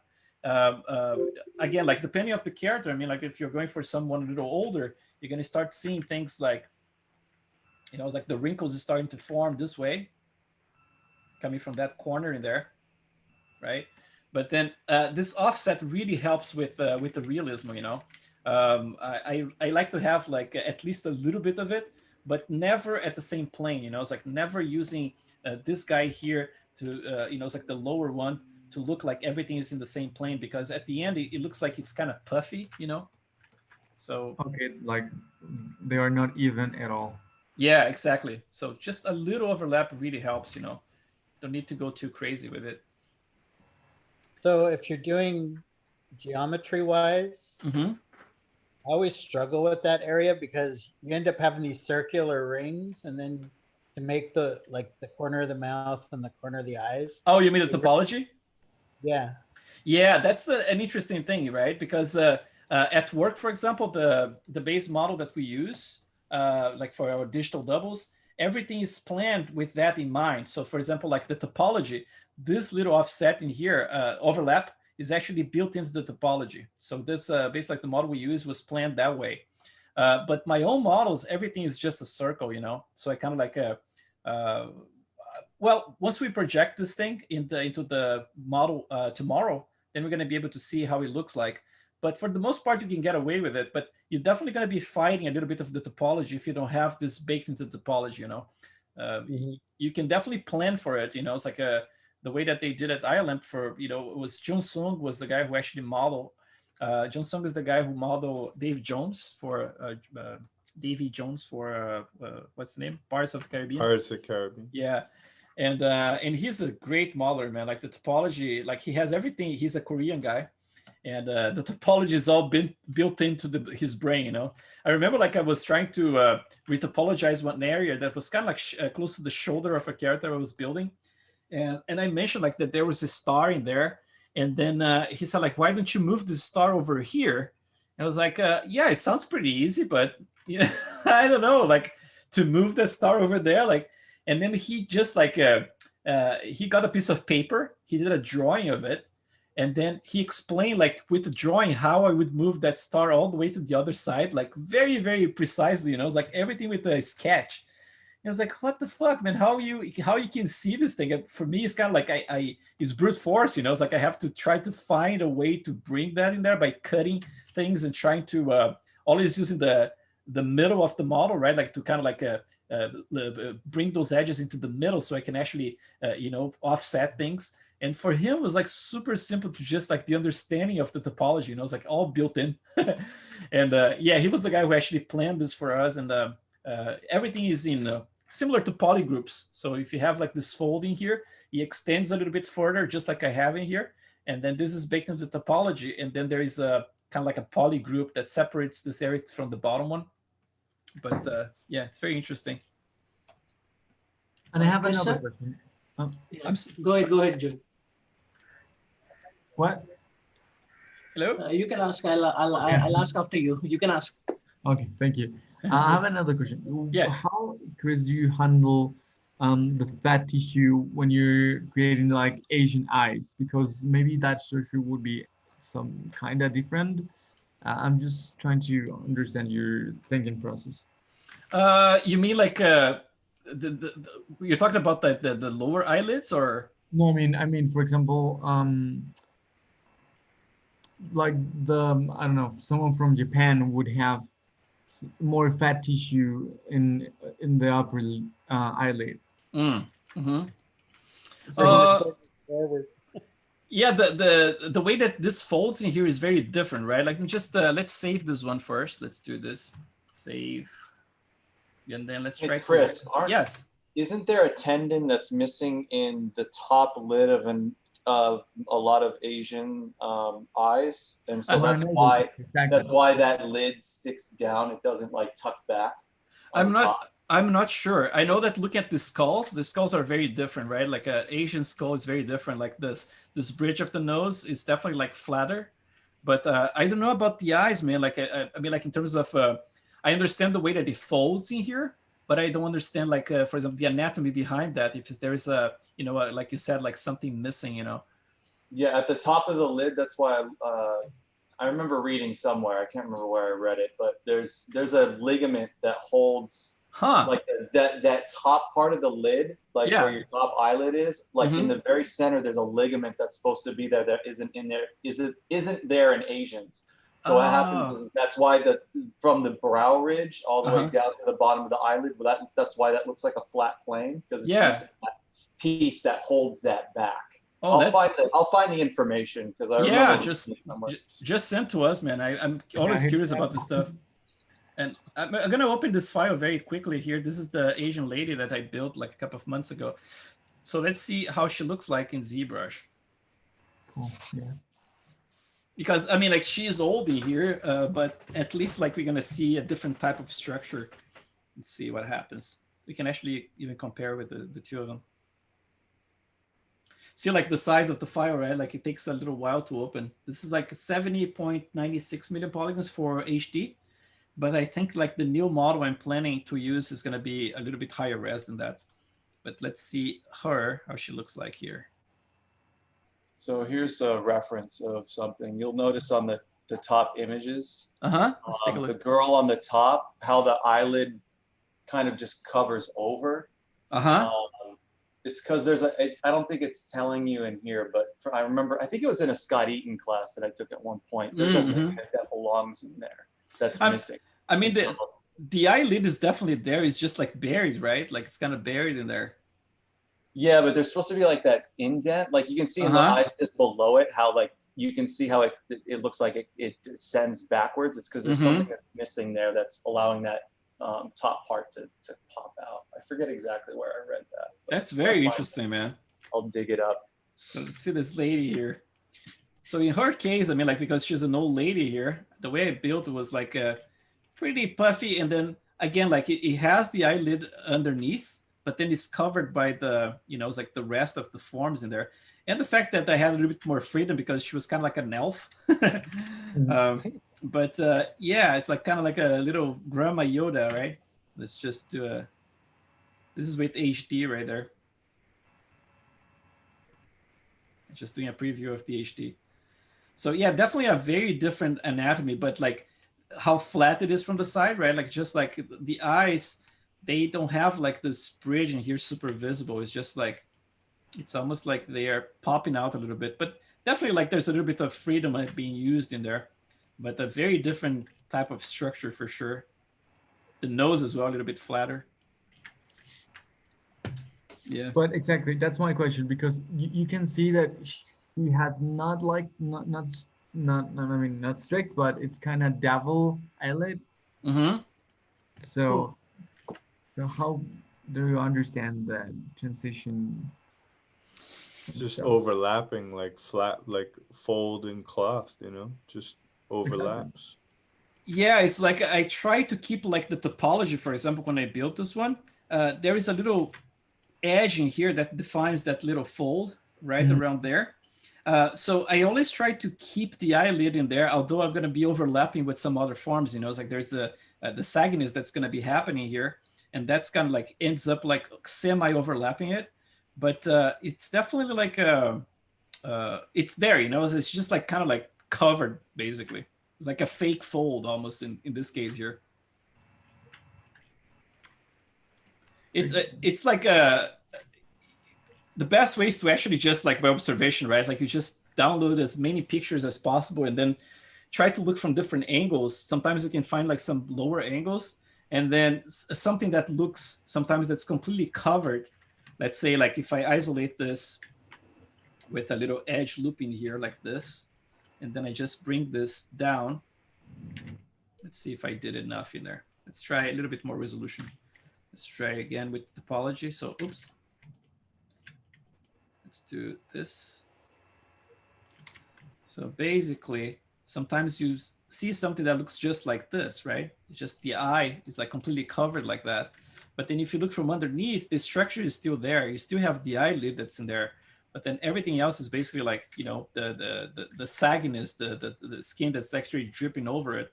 So basically that's the way I approached it. You know, it's like I create this loop that I can select in there, and then I can just go over it and just like go as low as I can, as I want, for example, just like semi cover it, but always keeping a little bit of it visible, you know, it's like just to have a little, at least like, that's the way I, sorry? So it doesn't look like the edge of the eyelid. Yeah, exactly. So, you know, it's like, even if you go here, right, you can get this like much lower to make like someone very old. But then if you look from here, for example, the eyelids is still there, it's just closed. But obviously if you want to sag more and more like this, you're probably going to want to support that with a little bit of an inflate, right? You probably want to have some extra volume in there. Otherwise, this wall in here goes too thin, and then it doesn't look too believable, right? So probably like this outer wall would be a little bit thicker like that. Maybe a little less than this, but yeah. Now you can use the dynamics to do that. Right? That would be really cool. Did you ever try that in the skin? I never tried it. No, I just saw them doing it. Uh-huh. And you don't have to run the simulation. You can just use the cloth brush. Uh-huh. The cloth transform brush. Yeah. And you can just pull it down and it'll fold like that if you have it masked off the way you do. Wow. It'll fold. Yeah, that thickness there, the version that we have now, I tried to simulate tree bark. So I made a copy of a tree and then I made a larger outside. And then I basically dynamic simulated so it would move around that underneath tree. And it created really good, like believable wrinkles. And and then now they showed the thickness that they have. So it's kind of like the same idea. Yeah. I was trying to practice that, and I was so surprised by the bark. It looked good. That's I mean, it's cool, not man. skin, but it's kind of the same idea, you know? Yeah. And I would like suck it and like what is it? Shrink it and then expand it, use the morphs, which was really creating a lot of like star types of wrinkles naturally, like so quick. Wow. Yeah. Man, I have to dig more of this stuff. I mean, like I said, I mean, like I teach those classes, and then instead of like spending more time, actually, let's look at the new stuff going on right now. It's just like at the end, I'm so exhausted. I was just like, okay, let's spend some time with the family now. And then all of a sudden it's time to teach the next one. And I was like, oh yeah. So I'm going to have to take like a couple of months break and just like upgrade, you know, just like update myself and stuff. I started doing this, you know, it's like I even posted on the group saying that there's a bunch of different things I'm going to be showing you guys this in this class that I was not doing before. You know, trying to update myself in some techniques that might work better for the renders, you know, but I definitely need to spend more time. And it's just like, it's so convoluted sometimes with the family life and everything. Yeah. Like if you mask the outer corner of the eye and then take that move cloth transform and just it a little bit, you'll get those pull marks. Oh, nice. Yeah. Yeah, I'm going to start to look more into my reference now because I'm kind of like too loose so far. So I'm seeing like, let me just get this one here. This is like first off, I don't even know if this is actually a self-portrait, but they say it is, right? It was actually attributed to someone else before, but then, like I said, a couple of years ago, they like, no, this is definitely a Velasquez doing they're just like retouching it, right? And they start cleaning up. I was like, yeah, those techniques are definitely the Velasquez. And let's trust the specialists, right? But yeah, I was looking at the eye and there, obviously this one is not my main reference. So the eye looked very different. And the fact that there's an exaggeration happening here as well, right? Like to kind of like demonstrate that the gaze is pointing at the observer, right? Like it's looking at me right now.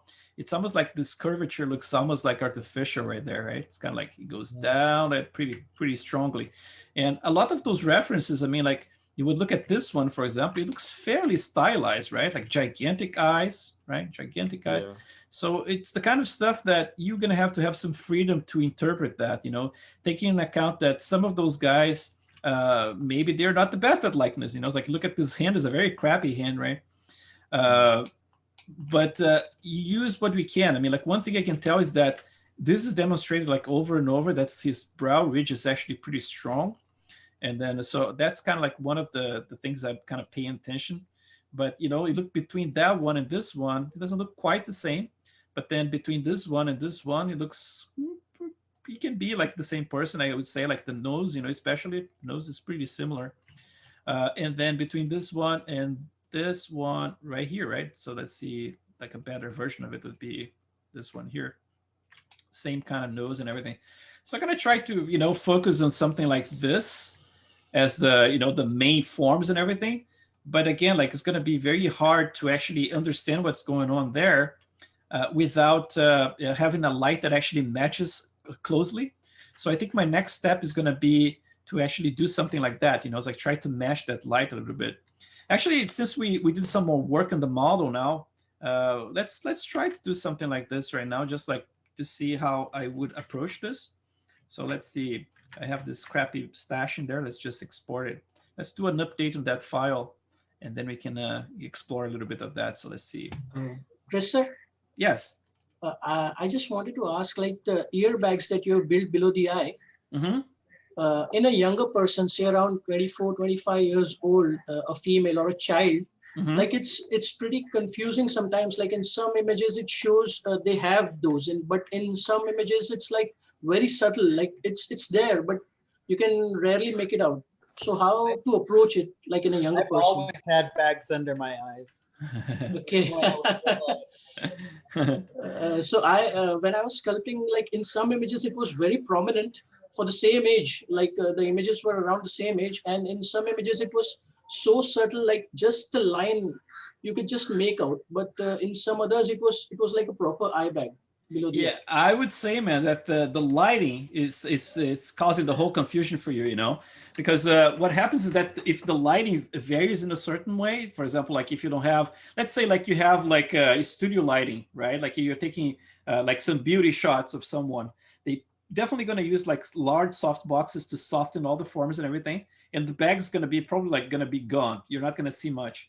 Now, if you see the same person, for example, like under, you know, it's like in a very like a paparazzi picture, and then it's a sunny day or something like that, right? So you have this very small light source, and it's like a very high altitude, right? Like it's sun light, basically. You're gonna definitely start seeing this, right? Like there's a combination of things. First off, you can use a lot of, you know, if it's a female, for example, like a woman, there is the makeup. For example, like you can use makeup, like a bunch of like powder stuff to just like disguise all the reflections. So when you do the like disguise like the specular, so you kill a little bit of the sweat, right? Like from the surface, all of a sudden it's harder to see the surface itself because you're not seeing a reflection to give you an idea that if it's concave or if it's convex. So basically, like just the powder is already disguising quite a bit. So makeup is going to deceive you for sure. And the other thing is going to be the light source, right? So if you have a combination of both, like I said, like a magazine cover, right? You're going to have three factors very strongly in there. You're going to have like a lighting setup that's basically using like very large sources. You're going to have a lot of powder to disguise the problems with the skin, like the spots or whatever. And on top of that, you have Photoshop, right? So and then, so that's why it's more trustworthy if you can find like pictures of someone on doing their, you know, during their daily lives. You know, it's like if you can find like a paparazzi picture of someone, you know, it's like doing something, it's more likely. Or sometimes you can find, you know, it's like some of those actresses, they have those, you know, times during the year that they go like, oh, let's all, you know, band together and just take pictures of ourselves without any makeup to show that we are humans, right? And then you can find, you know, like yeah there's a lot of stuff that I could not see before. So I tell you, like for example, like there is a character I was trying to match for a movie, and the director was insisting that there was like kind of like the eye bags, for example, were deeper than they were. It's because he was actually using a source, like the reference picture, that was actually like a light that was coming from below, you know, so it was a low light source. So when you have the light from below, the eye bags tend to look like they're kind of like hidden behind the zygomatic bone. So they look deeper than they actually are. And then all of a sudden, when you bring the light up, they completely disappear and you don't have any eye bags visible, you know? So sometimes like you keep chasing your tail because you don't have the right lighting environment to work with. And at the end of the day, man, if you're working from pictures, it's always a matter of like, it's a puzzle, you know, it's like you have to try to find out what's going on with that based on a lot of cross-reference, you know, it's like, just like I'm doing with those guys here, you know, it's like there's this picture here that I can see more detail, but the proportions are not great. But then there's this one that the lighting is spot on. I can see the forms. It looks very realistic, but then I don't have the detail. And then is this form here really that intense? The only way to know is if I mimic that lighting, right? And they try to, you know, to represent the same way that it was meant to be, like in the picture. So that's what we're going to be doing now. So that's one thing I tell you to do as well. You know, it's like if you have a picture that's going to be like your main reference, then if you can match the light, like not exactly, but like approximately, it's always a better way to try to, you know, decipher what's going on with the forms. You know, it's like it's very deceiving. You can find on the internet, for example, like photographs of people taken from the same angle, the same camera lens and everything, but with the lighting in different positions. And the face, it looks like all different people, you know, it doesn't look like the same person at all because the forms, they kind of like pop in and out all over the place, you know. It's like that Seinfeld show. Yeah, it's hard. Hey, Chris, I posted the anatomy variation between the Asian eye and the Caucasian eye, if you look in the chat. Oh, okay. So you can see in the image on the left is the Asian eye and the one on the right is Caucasian. And you'll see there's an extra small little ligament that sticks out. Yeah, see that green that's highlighted? So that ligament is what's actually pulling some of the tissue back to get that little extra indent on the top of the lid. Whereas if you look on the left, you don't see that same connective tendon that attaches. This was from the Scott Eaton class that I took at one point for facial. That's really cool, man. Yeah, the lid crease in here, right? Like it's not present in there. Yeah, so it's not like the lid is not there. It's just that extra like that extra kind of depth that you get on Caucasians that you don't really see as much on Asians is because of that one ligament yanking it back. That's why I don't know if you've ever seen it, but there's a lot of girls that actually have like little pieces of tape. Where they'll actually attach it back. It'll push their eye. Yes, I've seen that. To kind of create that indent, and that's because that ligament's missing. That's so interesting, man. That's crazy. And because it's not pulling it back, you get more of a puffy look in here, right? Mm-hmm. Yeah, that's very. Adds a lot more of that tissue that pushes out because there's nothing holding it back. That's very interesting, man. Thank you for this. Yep. You're welcome. That's really cool. Yeah, but I think if you find somebody like Dakota Fanning or Drew Barrymore, where you have their face from child all the way to adult, you can tell whether they had bags when they were little or not. I think Dakota always had bags. And I mean, I don't know if it's true. Like my wife is a nurse, and she tells me this that those kids, when you see them with lots of eye bags and sometimes a little bit dark circles and stuff, it sometimes is related to allergies as well. Right. I don't know if it's true, but yeah, that's what she told me. And I don't want any fights in the house, so I believe everything she says. I was gonna say it's true. It's true. Yeah. Yeah, I had allergies when I was little, and I always had puffy eyes. Oh, you did? Yeah, there you go. Let's see. Let's just do. I have allergies all the freaking time. Like change of seasons, man. My nose itches so bad. Yeah. The Santa Ana's come in, and I'm like, Yeah, I've done like some interviews, you know. It's like, and then you watch me like talking to the interviewer, and it's just like, you know, I'm kind of like sniffing cocaine, I suppose. You know, it's just like sniffing and itching my nose all the time. I was like, man, it's like Jesus. And there's nothing you can do, right? It's not a tick either. It's just like it really itches. Yeah. Yeah. So let's do this, and then let's get the beard in. Oh, since we are here, let's get that little piece, like the neck piece, since this is gonna be helpful to judge like certain things. So let's see. Let's export this one. Let's do a color.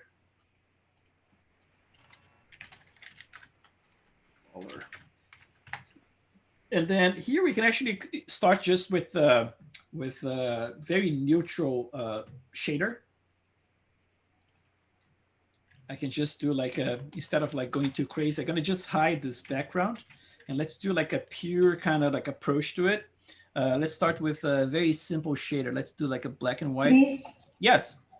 Since we are here in Maya, I had some trouble yesterday trying to modify the resolution gate. Do you remember what? I'm sorry. Sorry, your voice is a little muffled here. Can you say it again? Yeah, the resolution gate. You know, to take the render. If I wanted to customize if you go to To to customize the render. Yeah, render reference, and to customize the size of the resolution. Oh yeah, so if you scroll down right in the first tab. Yeah, I couldn't. I don't know why. Whenever I try to customize, it's just a line appear instead of a square. Yeah.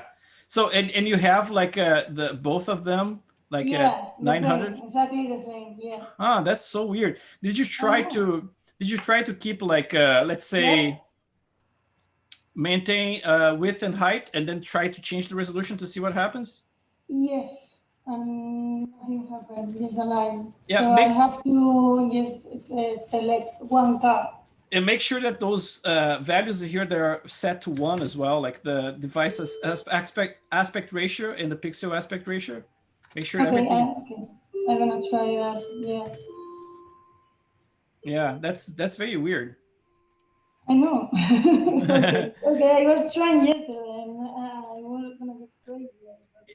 Maya. Here. Yeah, Maya is a mystery. It's like sometimes the only way to fix stuff. I'm gonna tell you right now, actually.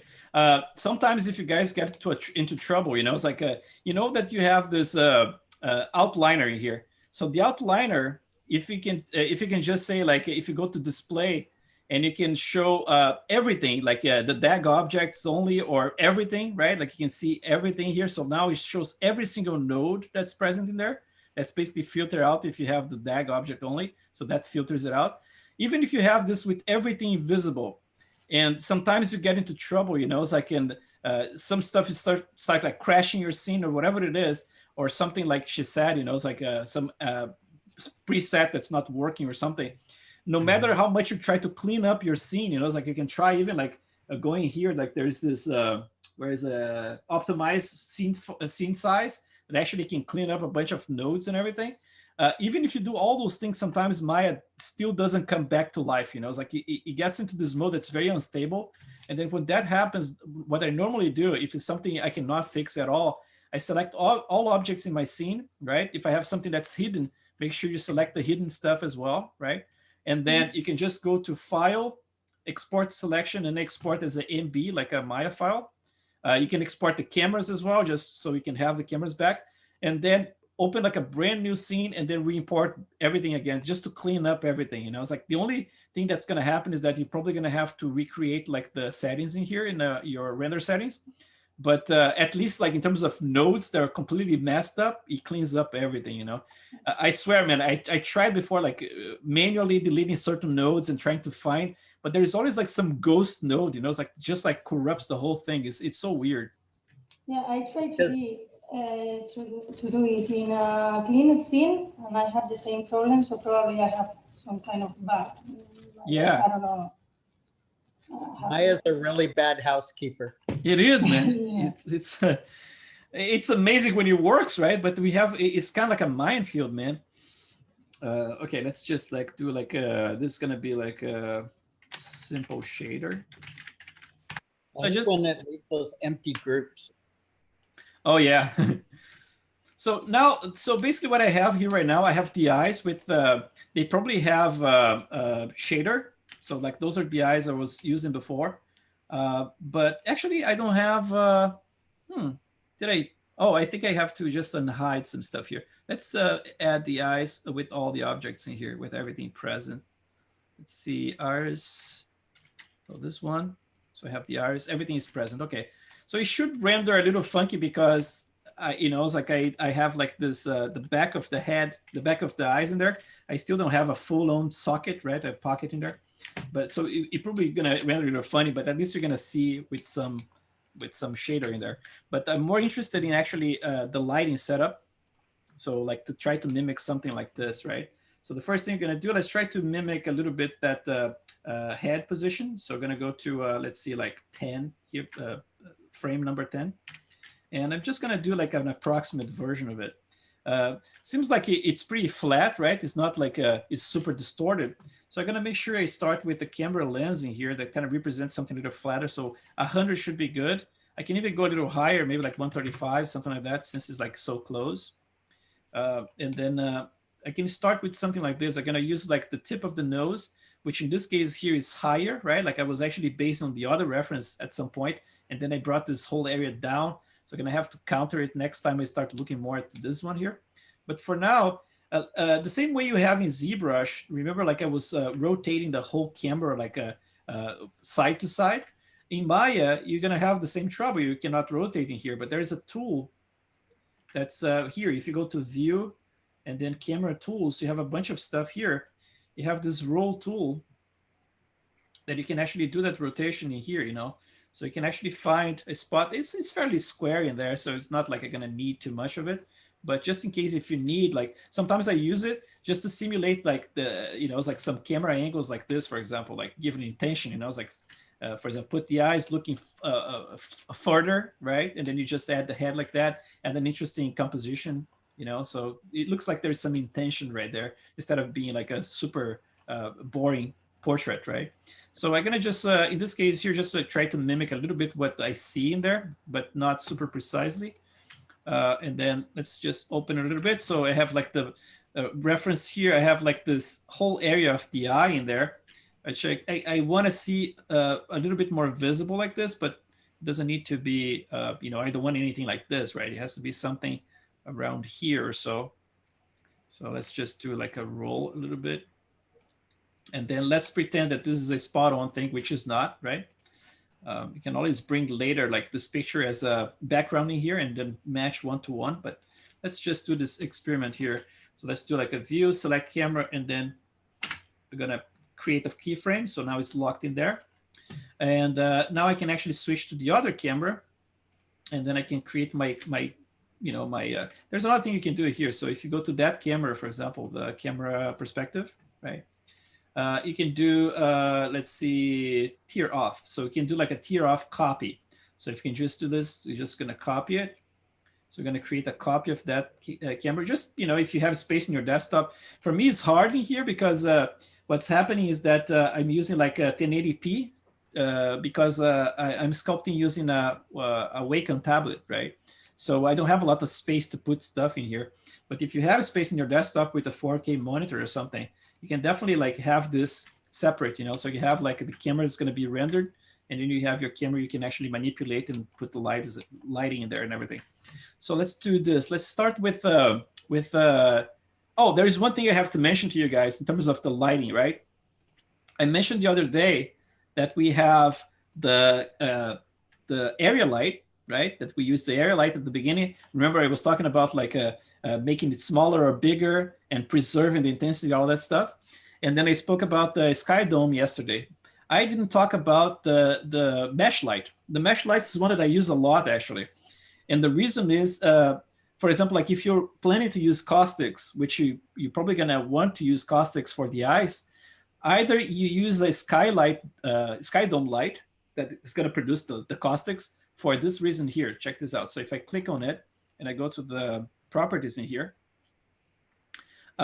this light, you can make it visible. So actually like any HDRI map plugged as a how you call like a dome light is always visible. So the light has to be visible in order for Arnold to be able to calculate the caustics. Now, if you do the same thing, for example, you create like a light that's just like an area light. The area light itself, you don't have an option for visibility. So the area light doesn't produce the caustics that you want, the same effect you want to produce.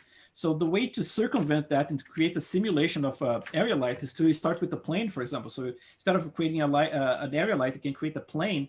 So go to create polygon plane. It doesn't matter how many subdivisions you want in there. By default, it has, I think it's like 8 by 8 or 10. It's actually 10 by 10, right? And then once you have that plane in place, you can just go to Arnold again, lights, and then just click mesh light. So now what's going to happen, if you click that, you see change the color, now it's red. This is basically a light source now. So if I grow it, you're going to have to make sure that you're pointing the right direction, right? Like there is a normal direction here. So if the light is pointing up in here, I know that the normal is pointing up.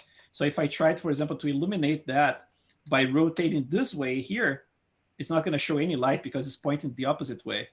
So I have to rotate this way here. So the normal is basically the normal that I started as the top, right? So the top here is the normal. So I'm going to rotate that way to get his face. Right, so basically like this is going to start like this.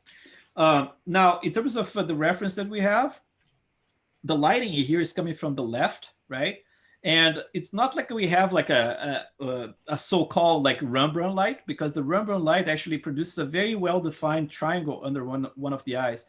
This one is more like a side light, right? And then I can get some clues from the reflections in here. So there's a reflection right here at the tip, is slightly to the top, around right here in the lips, right? There is another bit of reflection in here, and then a little bit of a shadow right there. So it probably like the lighting, we're gonna have to move it around until we find a good position, but it's probably not very high. And in terms of shadow here, the shadow is a little bit sharp, but not much. So probably like the light source is a little bit bigger than, let's say like just a candle, right? So I don't know exactly what's being used there, probably a window. So let's try to get something, let's put it on the side, just do like a quick render and then start like playing around and trying to find something like this. So let's get this one. Let's do an Arnold. Let's open the render. And then let's just do like any render here. Let's see what pops out. If it's not showing anything, that means that we probably, let's see, it's still calculating. There you go. Because the lighting is probably like very weak, right? We don't have a lot of intensity just yet. So let's click the lighting. And let's increase. It's hard to deal with. I'm going to actually remove this one. I'm going to work just on this perspective here. So it's easier for me because it's just like my resolution is very, not so great. So let's get this lighting exposure and let's crank it to, let's see, 12. Let's see if something shows. Now it's showing, but I have my depth of field super strong, right? Either I can go to the camera and turn it off, or I can do that override thing here in the settings. So I'm gonna just click the render settings under diagnostics, and I'm just gonna ignore the depth of field. So I'm just gonna do that. It's gonna be easier for us like that. So now I have the lighting in there, but I'm not getting enough lighting on the other side of the face, right? Since this one now is already rendering here in the render view for Arnold, it doesn't matter what I change here in terms of camera. So I can spin around. That's locked to the other camera, so it's going to allow me to do any work here anyway. So let's just pull this one to the side. Let's see what's the best way to do this. Like I don't have a lot of space to work here. And then let's do this. Let's try to make it tiny.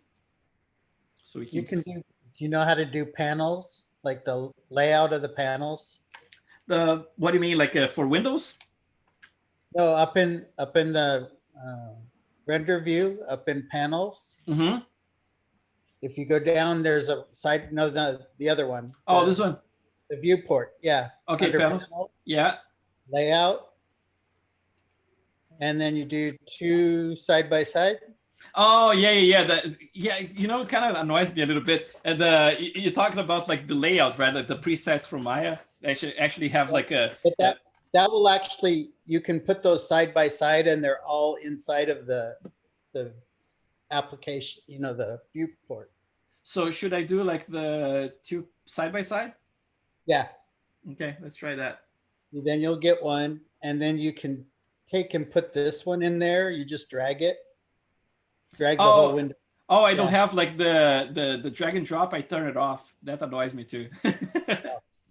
But I mean, like I could switch, right? Like just switch to a different. Yeah, you could look at the panels and see if it has the Arnold render view. Yeah. Well, let's not mess up with this right now.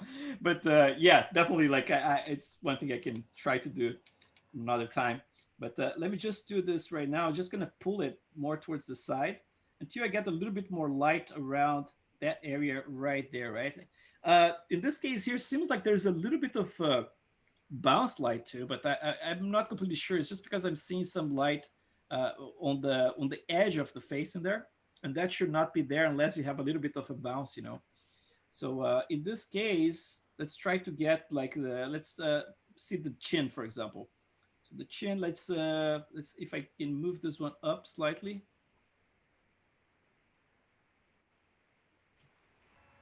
So now I start to see a little bit more of a shadow right here in the chin. So that means that the light's a little bit higher overall.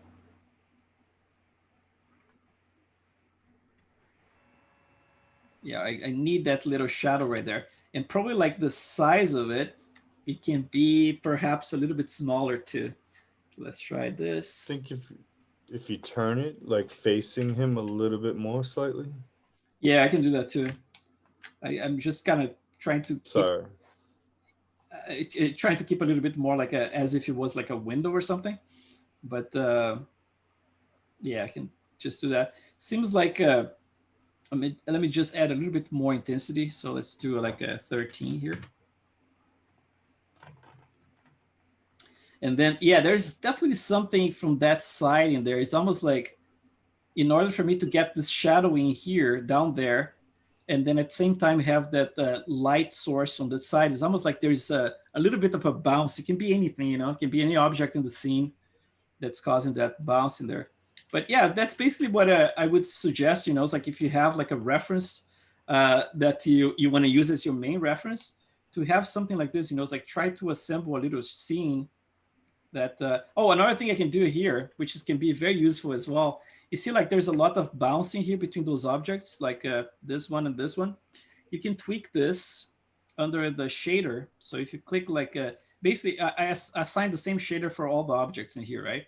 So if I go to the shader here, at the very bottom, you're gonna notice this here. Let's see, advanced. And you have like the indirect diffusing here, indirect specular. So I can actually reduce this indirect diffuse here. Let's do like a 0.3, for example. And then this bounce here is going to be drastically reduced, you know. So now you're going to get more shadow in there. So if I go very low here, like 0, so there's no bounce whatsoever. So basically, like you know, the light rays are not bouncing anymore. But if I want to do something like that, I would actually kill a little bit of that. So let's try like 0.2. And keep it like that for now. So, oops. So with the light a little bit like this, you know, it's like I can start seeing a little bit of, you know, some of those volumes. For example, this one that's a little bit too sharp in my image. I can definitely like make it a little bit softer. You know, it's like this whole area here needs more volume right around here, so I can actually produce that type of shadow in there. So this double folding here, like the double chin, it's much higher in relation to the color, so I can bring the color down, right? That's why it's so important to actually render something that's that looks physical, you know? The nose, for example, the bump that he has, his nose is almost like looks like concave in here, this line, right? But again, because I'm using the other references as well, I ended up like adding too much of it, so I'm probably gonna have to counter it and get you know, a little point here in here and a little bit more of that curvature in there. And eventually just like turn the eyes towards me as well, like, and try to capture that. Even if at the end, you know, it's like I completely redo. I definitely don't want to match this one to render, because when you match something that's in there, people definitely going to start like really comparing one-to-one. And then what happens is that you don't have a chance to make anything too original, right? Like to post something that's completely, was never rendered or never painted in that position. And pretty much like avoid like direct comparison, because again, I'm idealizing this guy, right? Like you're going to be cross-referencing referencing with other stuff, and almost like as if I was seeing someone in person and then trying to interpret like my own way, just like him did with himself, and then the other people who portrayed him did as well, you know. But yeah, in this case here, let's try to maybe like get a little bit more light on that side. But again, I'm afraid that that's going to be a bounce. Let's add a little bounce light here. So for example, let's start with coloring this light, since this is it's how you call like a mesh light. Now we can make it visible. So you have this control to make it visible. That means you're going to produce caustics, right? So that's going to be different. You're probably going to see the caustics just in the eye here. Let's see if it makes any difference at this resolution here. Let's see. So the eye is right there. Let's turn. So this is basically with caustic on. So let's see, store snapshot. Let's turn it off. it doesn't, you know, didn't make a lot. Oh, it actually made a good difference. So this is with caustics, much brighter. Without caustics, no caustics, right? So that actually made a difference. So if I turn it on again, let's see, it's gonna look brighter again. Yeah, so it's calculating the caustics in there. So the area light doesn't have this control, but the mesh light has. So that's a cool thing. I'm gonna just increase the samples to 2 in here. And then let's see what else I can do here. So you have like the color temperature, right? Which is really cool.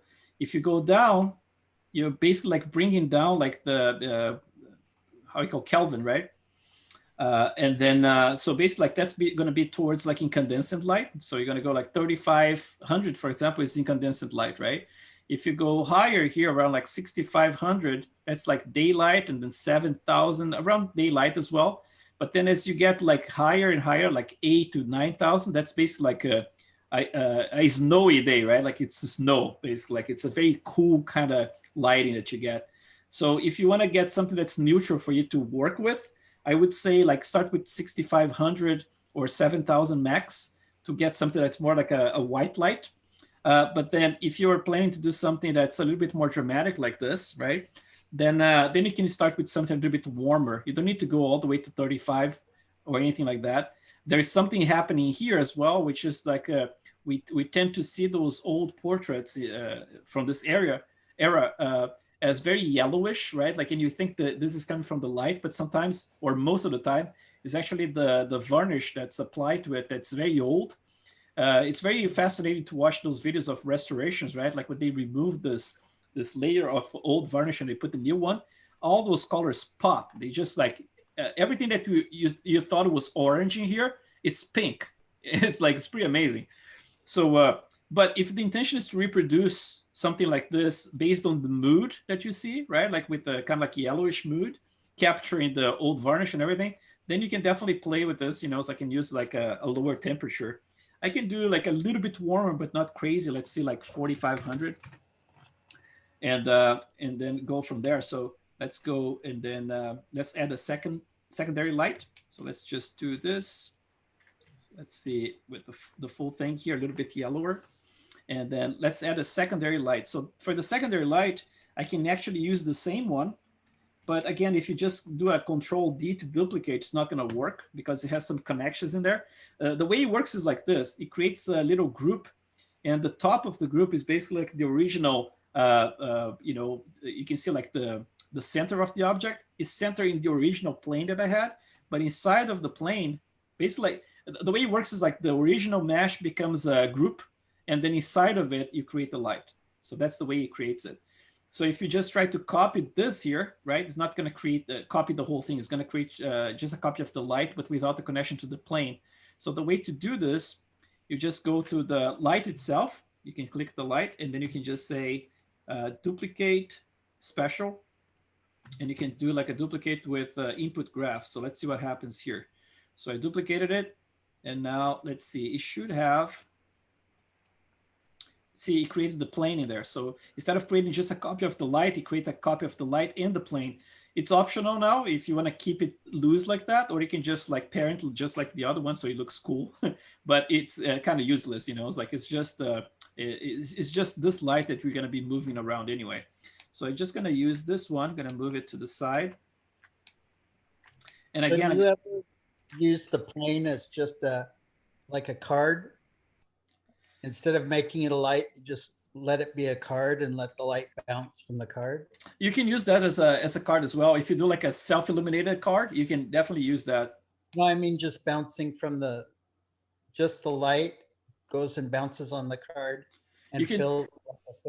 Yeah. I mean, like you can do that. For example, when I do like how you call like the reflectors, right? I do this way. I create like just like the top of a cylinder, so it's like a circular, right? Like just like a circle, and then in that one I actually just assign like let's say like a slightly yellow color to it and use that as a bounce. But I'm saying like for example, like if you want to get more and more light coming out of it, you can actually use incandescence, right? Like just like make it more self-illuminated, and you can definitely exaggerate the effect. But yeah, any object in the scene, as long as you have like obviously you know, in the materials, just like with this guy here, if you have just like a plane with a material assigned to it, you got to control how much bounce you're going to have by using these controls in here. So sometimes you can actually increase it, you know, it's like to get a full bounce, or we can actually play with the self-illumination of it. Cool.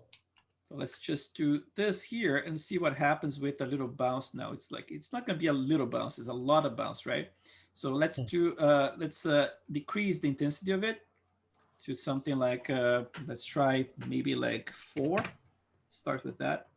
It's a little bit more than that, like 5. I can even add a little bit of more color, maybe like bring this down even further. So let's try like a 3000 here. So it's going to be more yellow. And then let's crank this one a little bit more. Let's see what happens there. Yeah, there you go. So it's getting a little bit more reddish right now. And at the same time, I can see there's a little bit of a, almost like a halo in there. And it's hard to tell that if this is actually the lighting that's being, is catching that little corner there and everything else is a shadow, or if that little corner in there is actually a light that's coming a little bit more from behind, not behind, but I mean, a little bit more, you know, further back in here. Like a fireplace or something? Yeah, but it's funny because, I mean, like this whole area in here is completely dark as well, right? So you can tell that the bounce is definitely not catching here. So yeah, it might be something that's just a reflection, you know, it's like not necessarily a bounce light, but I'm gonna keep the bounce light there just for effect and see if I can, maybe like in the future, I can just use it. But it might be that either it's very low to the point that's casting a shadow in here and you're not seeing anything in there, or it's just like either a reflection or, you know, it can be anything. Although like the lid in here, right, it's casting a little bit of, there's a little bit of a shadow, a light source in here. So it's hard to tell. It might be something that's coming from below slightly, like you said, like maybe a fireplace or something. It's catching slightly, but it looks like it's a very, very subtle effect, you know. That stuff is kind of fascinating to me, like trying to, you know, rebuild some scenes. Yeah. But I have a friend like from Brazil. He's really good at this stuff, man. He really can decipher anything, you know. It's like he recreates the stuff. It looks exactly like the model is right there, you know. But yeah, it's like this is kind of like just like a starting point for me to start studying what's going on with the scene, you know. It's like and then eventually make this evolve. But at least like things that were harder to see before, they are much more evident right now. And it's like the nose shape specifically, it's totally different from the nose shape I have in there. The eyelid's gonna change shape as well, because as you rotate your eyes, like I said, there's a little bit of a sticky effect. And if you rotate your eyes this direction here, that's gonna pull the eyelids towards this area as well. And then same is gonna happen with that one as well. So yeah, you're probably gonna have a little bit more of deformation happening here. So the eyelid has to conform at all times to the bulge of the cornea there. So you're definitely going to have a little bit more of a bulge in this area here. So yeah, it's going to be like from this point here, we hope to just like evolve with the scene, you know. And normally what I do, I have something like this for the main light. Let's say it's something dramatic that I want like this, but I still use a little bit of how we call like a HDRI light just for extra reflections, you know. So I can pick one. Let's see this one, what it is here. So boiler room, let's try this one. Let's unhide it and see what it does to the scene. And then probably gonna mess it up, but I can actually bring it down quite a bit and just have it just like a little bit of a bounce light, you know. So I can get like my intensity here to, let's see, let's just stop it for a second and get my intensity instead of like 1. So let's try like 0.2 here. Let's see what it does. It's probably going to be too much still. Let's see, 0.2. Yeah, a little bit too much. But let's see, 0.1. It's just because... Is there a way like in Substance Painter where you can turn the HDRI so you can't see it, but it still affects? Yeah, definitely. I mean, like you have all those controls down here. If you scroll down, and this affects everything, right? So you can have like the camera, you can, if you put this at 0, it basically like disappears. So you don't have any HDRI. The lighting is still being produced, but you don't see it. And you can do the same thing to filter like specular. For example, if you don't want that HDRI to produce any specular, or reduce the amount of subsurface, everything based on this on that light itself. Normally what I do, I add like a plane, which is going to be looking like this background in here later. Mhm. And then I think I did this one for this guy here. Let's see. Let's see. So the African. Yeah, that gives you another clue where the light's coming from, because Yeah, the exactly. light's in the bottom right-hand corner. Yeah, when I did this guy here, there's all those renders, and I put like a red plane in there so I can actually evaluate it. And then I ended up like changing it later. But you see, like this is all like, some of them look more natural, but some look completely artificial because they are all like HDRI lights from outdoors. So some of them obviously gonna work because they look more like a studio lighting, a little bit more from the side and stuff. But some of them are like, you can tell that's like daylight, right? So it's kind of like almost like he's outside, like by some wall or something like that. But then again, I have these ones here, which are more in line what we are talking about, which is just like having this kind of mysterious kind of background. That's just like, this one is sepia, right? But let's see this one here. So it's like, this one was kind of like a gray version of it. Yeah, just like a plane that's not like super close to him, but I would say like maybe like 1 feet away. And then that way you can get a little bit of the shadow in there, it's like, and you can hide whatever HDRI it is behind it. So that's probably going to be something we're going to be working on later. But yeah. So for tomorrow, what we're going to be doing, we're going to be talking about the topology stuff. We're going to be talking about the UV, the UDIM layout, and how to plan to make, it's like the best possible topology for everything. So that's coming tomorrow. And then at the end of the class, we're going to be reprojecting with ZREP. And then we're going to have like this weekend a model that we can start poking around like next week, it's like with some more details and stuff. I'm going to save the scene here, and I'm going to do something before I go, which is going to be, I'm going to open that Hellboy for you. Are we supposed to be turning in any renders or models or anything? I'm sorry? Are we supposed to be turning anything into you at all? Not necessarily. I mean, like I really leave up to you guys. A lot of people actually start pretty much like super fast, it's like in actually almost like together with me every class, following everything and doing very fast. But then as soon as we get into the pores and stuff next week, people start kind of like falling behind because there's a lot of little things here and there. It's like it's really hard to get like first try to get the pores like the right size and distance and everything.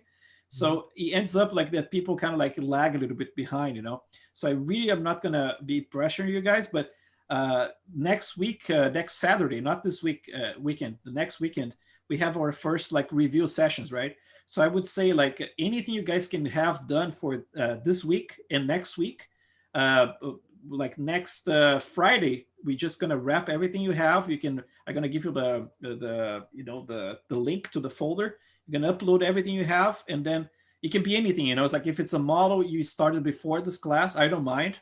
As long as you're using some of the techniques we are talking about here, or if you have questions about anything in your personal work, I can actually help with whatever I can. It's like make sure that you guys are getting something out of this class.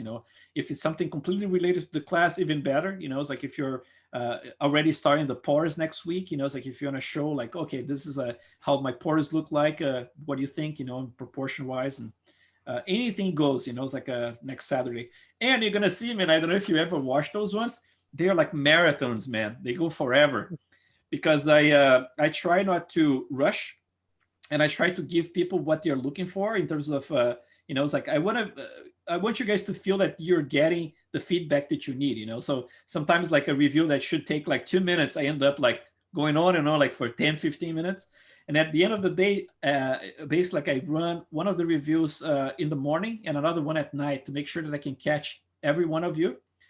So you're probably going to have a little bit more flexibility. It's like in a time that's not like 4 a.m. or something. And then it goes like for 4 hours, man, 5 hours in the morning, and then for another 2 or 3 hours at night. So at the end of the day, it's like 8 hours of reviews. That's why I had to actually reduce a little bit to 25 people. I actually have 27 in this one, But I had the class that I had almost 40, man, and that one almost killed me. So I have to keep it around 25 to be able to deal with it. But yeah, so for reviews, do you just do typed written reviews based on what we send, or do we like log on with you for like a little bit and chat with you? Like, yeah, it's either way. You know, it's like sometimes if you cannot make it, if you can write a little note, you know, it's like something small saying like, okay, here's my model. So you send me a bunch of images or model itself, right? I encourage people to send me, for example, like an OBJ, or never like the HD model because those are too big, but like a simple Z tool or OBJ, and I sculpt in real time. So basically I'm going to go over the forms and everything and what I think about it, and I'm going to be re-sculpting and then, you know, saving another version of that file for you so you can have it. And either you can use that, what I did, or you can just say use as a reference, you know, so I can do it on your own. So you can finish my pores for me? Yeah, exactly. Yeah. And then and sometimes, I mean, like people just send like a screenshot, and in that case, I don't mind opening Photoshop and just doing some paint overs as well. And I was like, just doing like, okay, you can see this profile here. You can try to improve this way and that way. So anything goes, you know. It's like I would. My favorite would be like an OBJ or a ZTL, so I can actually sculpt in front of you guys. It's easier to see what I mean, you know, instead of like just theoretically just like you know, sketching. But yeah, so let's just do this, and I'm gonna open now that file. Just making sure it's not the 21 but the 26, right? Let's see. So yeah, not the 21st, is gonna be the 28th. 28? Yeah, right? The Saturday after Thanksgiving. Yeah, so it's gonna be the 28th is gonna be Saturday.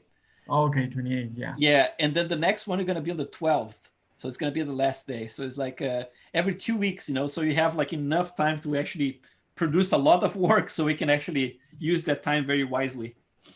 Yeah, I meant to ask you about Thanksgiving, Chris, because that's my birthday and I'm probably going to be pretty hammered. So even better, man, just show up. All right, keep the mic off. Yeah, dude, if I have the mic on, sing us a song. You won't get anywhere done on that day. So we're still going to meet at 8 on Thanksgiving evening? Yeah, well, Thanksgiving is going to be, what day is Thanksgiving? I guess Thursday, right? It's always on a Thursday. Yeah. Always Thursday. Oh, so yeah, you have a couple of days to recover from your... my birthday is on. Oh, it's your birthday, man. Yeah. I'll be partying at your house. Oh yeah, I'm gonna get super smashed. I already bought a bottle of scotch, and I'm probably gonna buy a second one. So it's gonna be a good day. But yeah, I was like, "Fuck, he's got a class schedule that day. That's not gonna be good." Yeah, man. Like, let's see how we can do that. You know, it's like if you can make it, great. If you can't, then we can try to find a way. You know, to give you the feedback. I mean, I'll probably show up, but I'm not gonna be very coherent. Probably. Yeah, just golfing and do a bunch of shit that day. Just turn off your monitor, so your microphone. You know. All right. Don't drink and sculpt. Don't drink and drive. Don't drink and sculpt. Yeah. Don't drink and Zoom. Don't drink and Zoom. Yeah. Keep your clothes on. So let's see. Yeah, bombing everyone. So let's Go on see. a Zoom bomb. Full body. So I have this Hellboy here. Okay. And let me just open it so you can see how many polygons I have. So you see like 235 million polygons for the body. Oh. Yeah. So that's sorry? Just a quick question. If I arrange like most of my topology on the face and hands, like I'm not going to have much detail on the body because it is going to be clothed. So if in that case, if I manage to get the head topology close to what you're having in the base mesh, so will it be fine if I go up to 150 million polygons in HD? Yeah, I think so. Yeah. If you can save a lot of polygons. Oh, look at that little PP. But oh, that's great. I have to put it in there, man, because like I had the pants on, and then with the pants I had to actually squish I had to squish it in there. This one looks great. Otherwise, it wouldn't fit in there, you know. But let's see, like I have the big arm. So another quick question I had with this one, while going for the body, like if we are sculpting in HD the pores and all, so when I sculpt it with symmetry on, I'm going to have that portion of the head because I've ordered extra RAM right now to be able to possible to do it. But as far as the hands are concerned, when I'm sculpting in HD the hands, and if I sculpt with all the like minor details on the hands, how will it be projected on the other side as well as HD? Because the portion of HD that will be covered will be just one hand, I guess. Oh, I know what you mean. Like you mean like you're not going to be able to do like a mirror sculpture? Yeah. In this case, I'll do it both the sides. But if I'm just asking if it's possible to do that, copy and flip the hand. Yeah, but if you have one hand and copy. Yeah, if you have HD, it's a little bit more complicated. But I can show you how to do it. Yeah. So for example, here, let's just hide everything and just keep the head in here. So this was actually a test I did. I reprojected some of the detail I had from other model into it. So I have the HD in here, but it's not like custom made for him. You know, it's like there's some stuff I did in there, but most of this comes from an old model that I had. But you're gonna see, for example, like if I enter HD, let's see, like for the hand itself here, right? So let's say right there. Let's just enter HD here, and let's see how many polygons we have when I enter this. So 43 million polygons I got, and that means I got like this whole chunk. So basically, like, it's not just the hand, it's the arm. There's a little bit of his button there. So let's try to add a pore in here. Let's see what happens, or a bunch of pores. So if I do this, he holds up pretty well. Look at that. You can get a lot of it. So like, you know, you can get like detail in most of his body at 250 million polygons, right? Let's try to get like out of here. And let's see if this works, for example, for an area like the chest, or if it doesn't hold up. So let's see if, for example, right here, right? So let's try to add that same amount of detail around here. It's going to be small. Well, you get symmetry. Yeah, exactly. It's because it's all the same. Yeah, that's what the question was. Like the symmetry, will it hold up on the hand as well? Because when we enable HD mode, it was only one hand that was visible and the second one wasn't in HD. Oh yeah, in that case, you have to make sure that everything is visible, otherwise it's not going to do the mirror for you. But I can show you, here something. So in this case here, yeah, I can sculpt everything in symmetry. That's how we're going to be approaching when we do like the facial stuff next week, right? And I'm not paying attention to the scale here. Obviously, it's going to be between like some of them is small, some big, but we're going to have to make sure that everything has the same scale.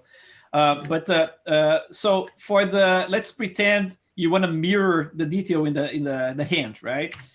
There is a trick in here which goes like this. Let me see if I can do it. So let's see if I have like all my my poly groups in place. If I don't, it's going to be a little bit trickier. But let's say like poly groups, other groups with the UV. Yeah, it's everything says poly groups. So let's say you have your hand in there. I'm going to just hide, and I'm going to just keep this hand here visible. And let's say now you want to do like a go HD just for this hand. So I'm going to do this, right? And then I'm going to do like all the detail in just one hand. I'm going to do like randomly here, just so you have some detail in there. So let's say you want to mirror this detail to the other side now, right? And everything is everything is HD, and you don't have access to the other side. So what you can do is this. So you're going to hide everything again. Keep this one visible. And then right at the edge in here, you're going to have to crease it so it doesn't shrink. So we're going to do this. You're going to go to your geometry. Is it geometry? Let's see. Where's the crease? It's in there. Yeah. Crease right here, right? So I'm going to just do like a crease. You can do like a crease all because that's going to crease just the edge, I believe. But let's just do a crease in here. So now you can see the crease was created right there. There's like a little dotted line in there, right? So right around there. So let's do this again. Let's just keep this one like this. And then now I'm going to enter HD. And when you enter HD with the crease, what happens is that it doesn't shrink, right? It preserves that line in there like perfectly. So just going to enter it. And now I have this hand in here. It's about 11 million polygons, right? So what you can do here is a cheat. Just be aware that when you do this, it's going to lose all the UVs that you have, all the information. Not in the original model. You're safe with that. It's just the new model. You're going to have no UVs. But it doesn't matter because you're going to use this one just for projection anyway. So you can either do like a make polymesh 3D, for example. I believe clone that should work as well. So you just do like a make polymesh 3D, and all this HD geometry is going to be baked now. It is like this model here has no HD right now. It's like, just like a high resolution mesh, right? So now that you have it, you can just go to your, obviously, like to your deformation, and then just do a mirror. Right? So now it should pop to the other side. And now you're going to go and you're going to append this. So basically, let me just get this back here. Let's just get out of HD. Small PP. And then it's just turn it off. And then let's just do the same thing with this guy here. We're going to do like a crease in here. So let's do, at this point here, I don't think we have creasing. No. So let's do geometry crease, right? So he created that one for you. And then let's do the same thing. Just the hand visible, and I'm gonna append the hand that's coming from that subtool there. So I'm gonna go to subtool, append, and then just grab the polymesh 3D. I'm gonna turn off my thing in there. So I have the hand in there that's completely high resolution right now, right? So if I just hide it, just show it in here. So that's the high resolution hand in there. So now all you have to do is to enter HD for this guy here. So you're just gonna press A. And then you can just like do like a solo or whatever, and just like do a project all. So basically like project and then project all. It's 11 million polygons. Let's see how long does it take. It shouldn't take too long, but actually, yeah, it might take a little long. Excuse me, Chris. Yes. The cloned hand, is that in HD or is that like flattened HD? I mean, for the clone one is flattened. Words. Yeah, the clone one is a baked HD. Baked HD. Yeah.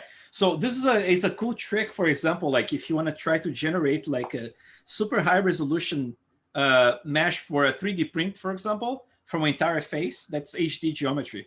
So you can actually chop that face like in multiple polygroups, and you can crease each one of those polygroups, make sure everything is creased, and then chunk by chunk you enter HD, bake it, and then you can reassemble as a single object. You know, it's like later on that has all those HD models baked into non-HD.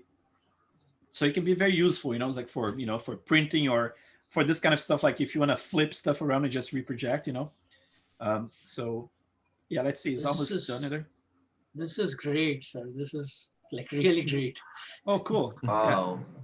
So let's see, like it's almost done in here. Let's see how it looks like. Just saved it. So now if I hide, let's see, like I'm gonna hide the background here, right? So that's my new hand with HD now, and it should match the HD from the other hand. One thing that's pretty cool as well is that I didn't know this up to a student told me, like I think it was my 3rd or 4th class. He said that one thing that I always knew is that the morph target doesn't work, right? Because obviously it might work, but once you get out of HD, it doesn't work anymore.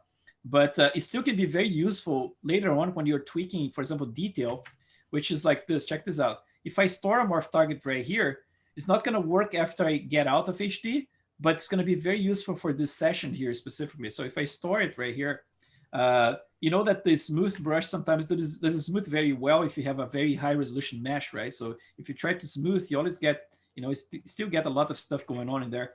But if you go to the light box and then you get like to the smooth, let's see, like brushes. Where is it? I'm blind in here. You have to go up. Right here, brush. And then if you go to smooth, let's see, is it in order here or it's not though? Right here. 3rd one from the bottom. Yeah, and then you're gonna have like this smooth, stronger. This guy here really does a great job. It's like it's much stronger than the rest, and really like still get a little bit of that. Oh, one thing you have to know about the HD as well is that it has subdivision levels, right? So this is the highest subdivision level, but it can still go back in resolution. And basically, like this is it's one level after the highest resolution known HD. So this is the next level after that. But the cool thing is that you can still use it, So if I smooth something at this level here, I can go up. We're going to see the detail again, but it's going to be smaller, right? And I can go up. It's going to be smaller. And it becomes like easier to smooth things out this way, right? Until you have like basically nothing in there. So at this point here, let's see, like this is the highest here. So I get a little bit of the detail. So now I remove the HD completely from there, right? But remember, before I started doing this thing here, I stored the morph target, right? So what you can do now, you can just use like a morph brush with a very, very low intensity, something like, let's say like 2.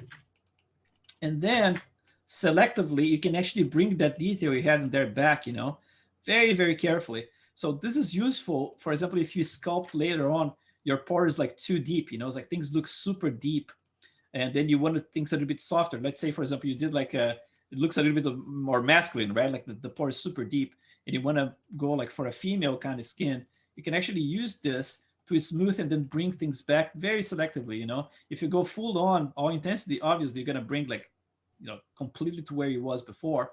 But I mean, like you can have a ton of control if you use like a very subtle approach like this, So yeah, that's a little trick in there. We're going to be using this later for sure. But yeah, that's what I have for today, guys. Thank you again. Thank you so much, sir. That was super cool. Yeah, no problem, man. And tomorrow, let's project this stuff and have a model we can actually work on next week. But again, like if you don't have anything, I mean, the classes are recorded. You can do it at your own pace. Obviously, I would prefer if you guys have some stuff like next week we can start on. But I'm not going to be mad if you guys don't. It's like we have like busy life. So, anything you guys can do would be great. Yeah, I'm still trying to finish up my other character right now. So I'm on topology stage. So I'm in a pretty good spot for okay. Something this week. I'm probably going to do a start of a sculpt this weekend. So I'll have something for next week for sure. Yeah, I mean, like the model that I published in there for you guys at the website. There's like a lighting setup that's a simple one. The model is actually simple too. I mean, like some people decided to go with that model and they are able to actually finish the model using just that basic model that was a Z remesh that I published in there, and it was fine.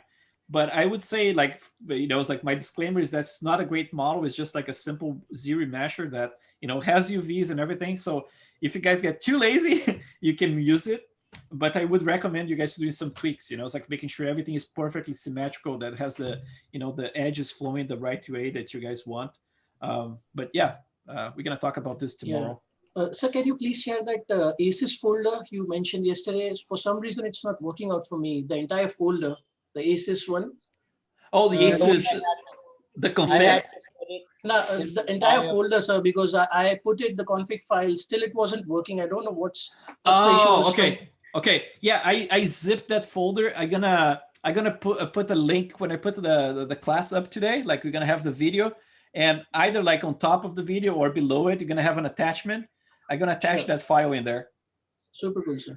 Okay, For me, I had to go to the document folder in the Maya folder and stick it in there for it to work. Sorry, sir. I couldn't hear it out. There's a Maya folder inside the document. Yeah. folder. Yes. You have to go in there and stick it in there, and it worked for me doing that. So not just I stuck it in the Maya folder. I tried it a couple of times. That's why I asked for that, because yesterday I tried a few things, but for some reason it wasn't working out for me. So I thought it would be cool if I had that thing. I'll try this one too, but if I have the file, it will be super cool, sir. Yeah, and if I copy that one, the zip file, you're gonna have an exact copy of everything that I have. All the settings should be there, So sure. Yeah, let's hope that one works for you. Sure. Okay, Thank you so much, I have one quick question before you go, though. Yes. I'm going to be planning to do mostly real-time rendering. I'm probably going to go the route of testing out in Arnold and just seeing how it all works in Arnold. But how translatable is this to Unreal? Because I'm focused on trying to get into the game industry, so that's kind of the direction I'm going. I'm just curious, like how much of like this is going to be able to kind of convert on the Unreal side. Obviously, the workflow is a little different, but yeah, I would not be able to tell you exactly how the conversion would be, but there is one of my students. He actually made a real-time model right after this class, and so I'm pretty sure there's a way you can actually use some of the techniques, like to convert to it. But I think the difference is that you're probably not going to be using like displacement maps. You're going to go for normal maps instead, something like that. Yeah, I'll be doing different baking tools. Yeah. But yeah, in terms of what you can do, I'm not familiar with what Unreal has in terms of, for example, like multiple specular layers. It's like if you have access to multiple layers. how the subsurface behaves. I believe it's great. I mean, I've seen some real-time stuff with the skin. It was beautiful. Yeah, it's obviously not going to be, you know, Arnold level awesome, but it, you know, it's hopefully I can get somewhat decent results with it. Well, that's the reason I was asking. I've seen some stuff from that guy from the 3D scan store, right? Like, what's his name again? I forget the guy's name. I know who you're talking about. Yeah, his Artstation has a lot of stuff that's like looks very realistic, and is all like real time stuff, you know. Okay, I'll have to dig through Artstation. Yeah, yeah. So. Okay, cool. All right, cool. Thanks. Awesome. All right, guys, have a great one. See you Yeah, tomorrow. you too. Thank you. Thank you so much. Take care. Thank Good you, night, Chris. everybody. Thank you, Chris. Bye, Bye, everyone. Bye. Bye, guys.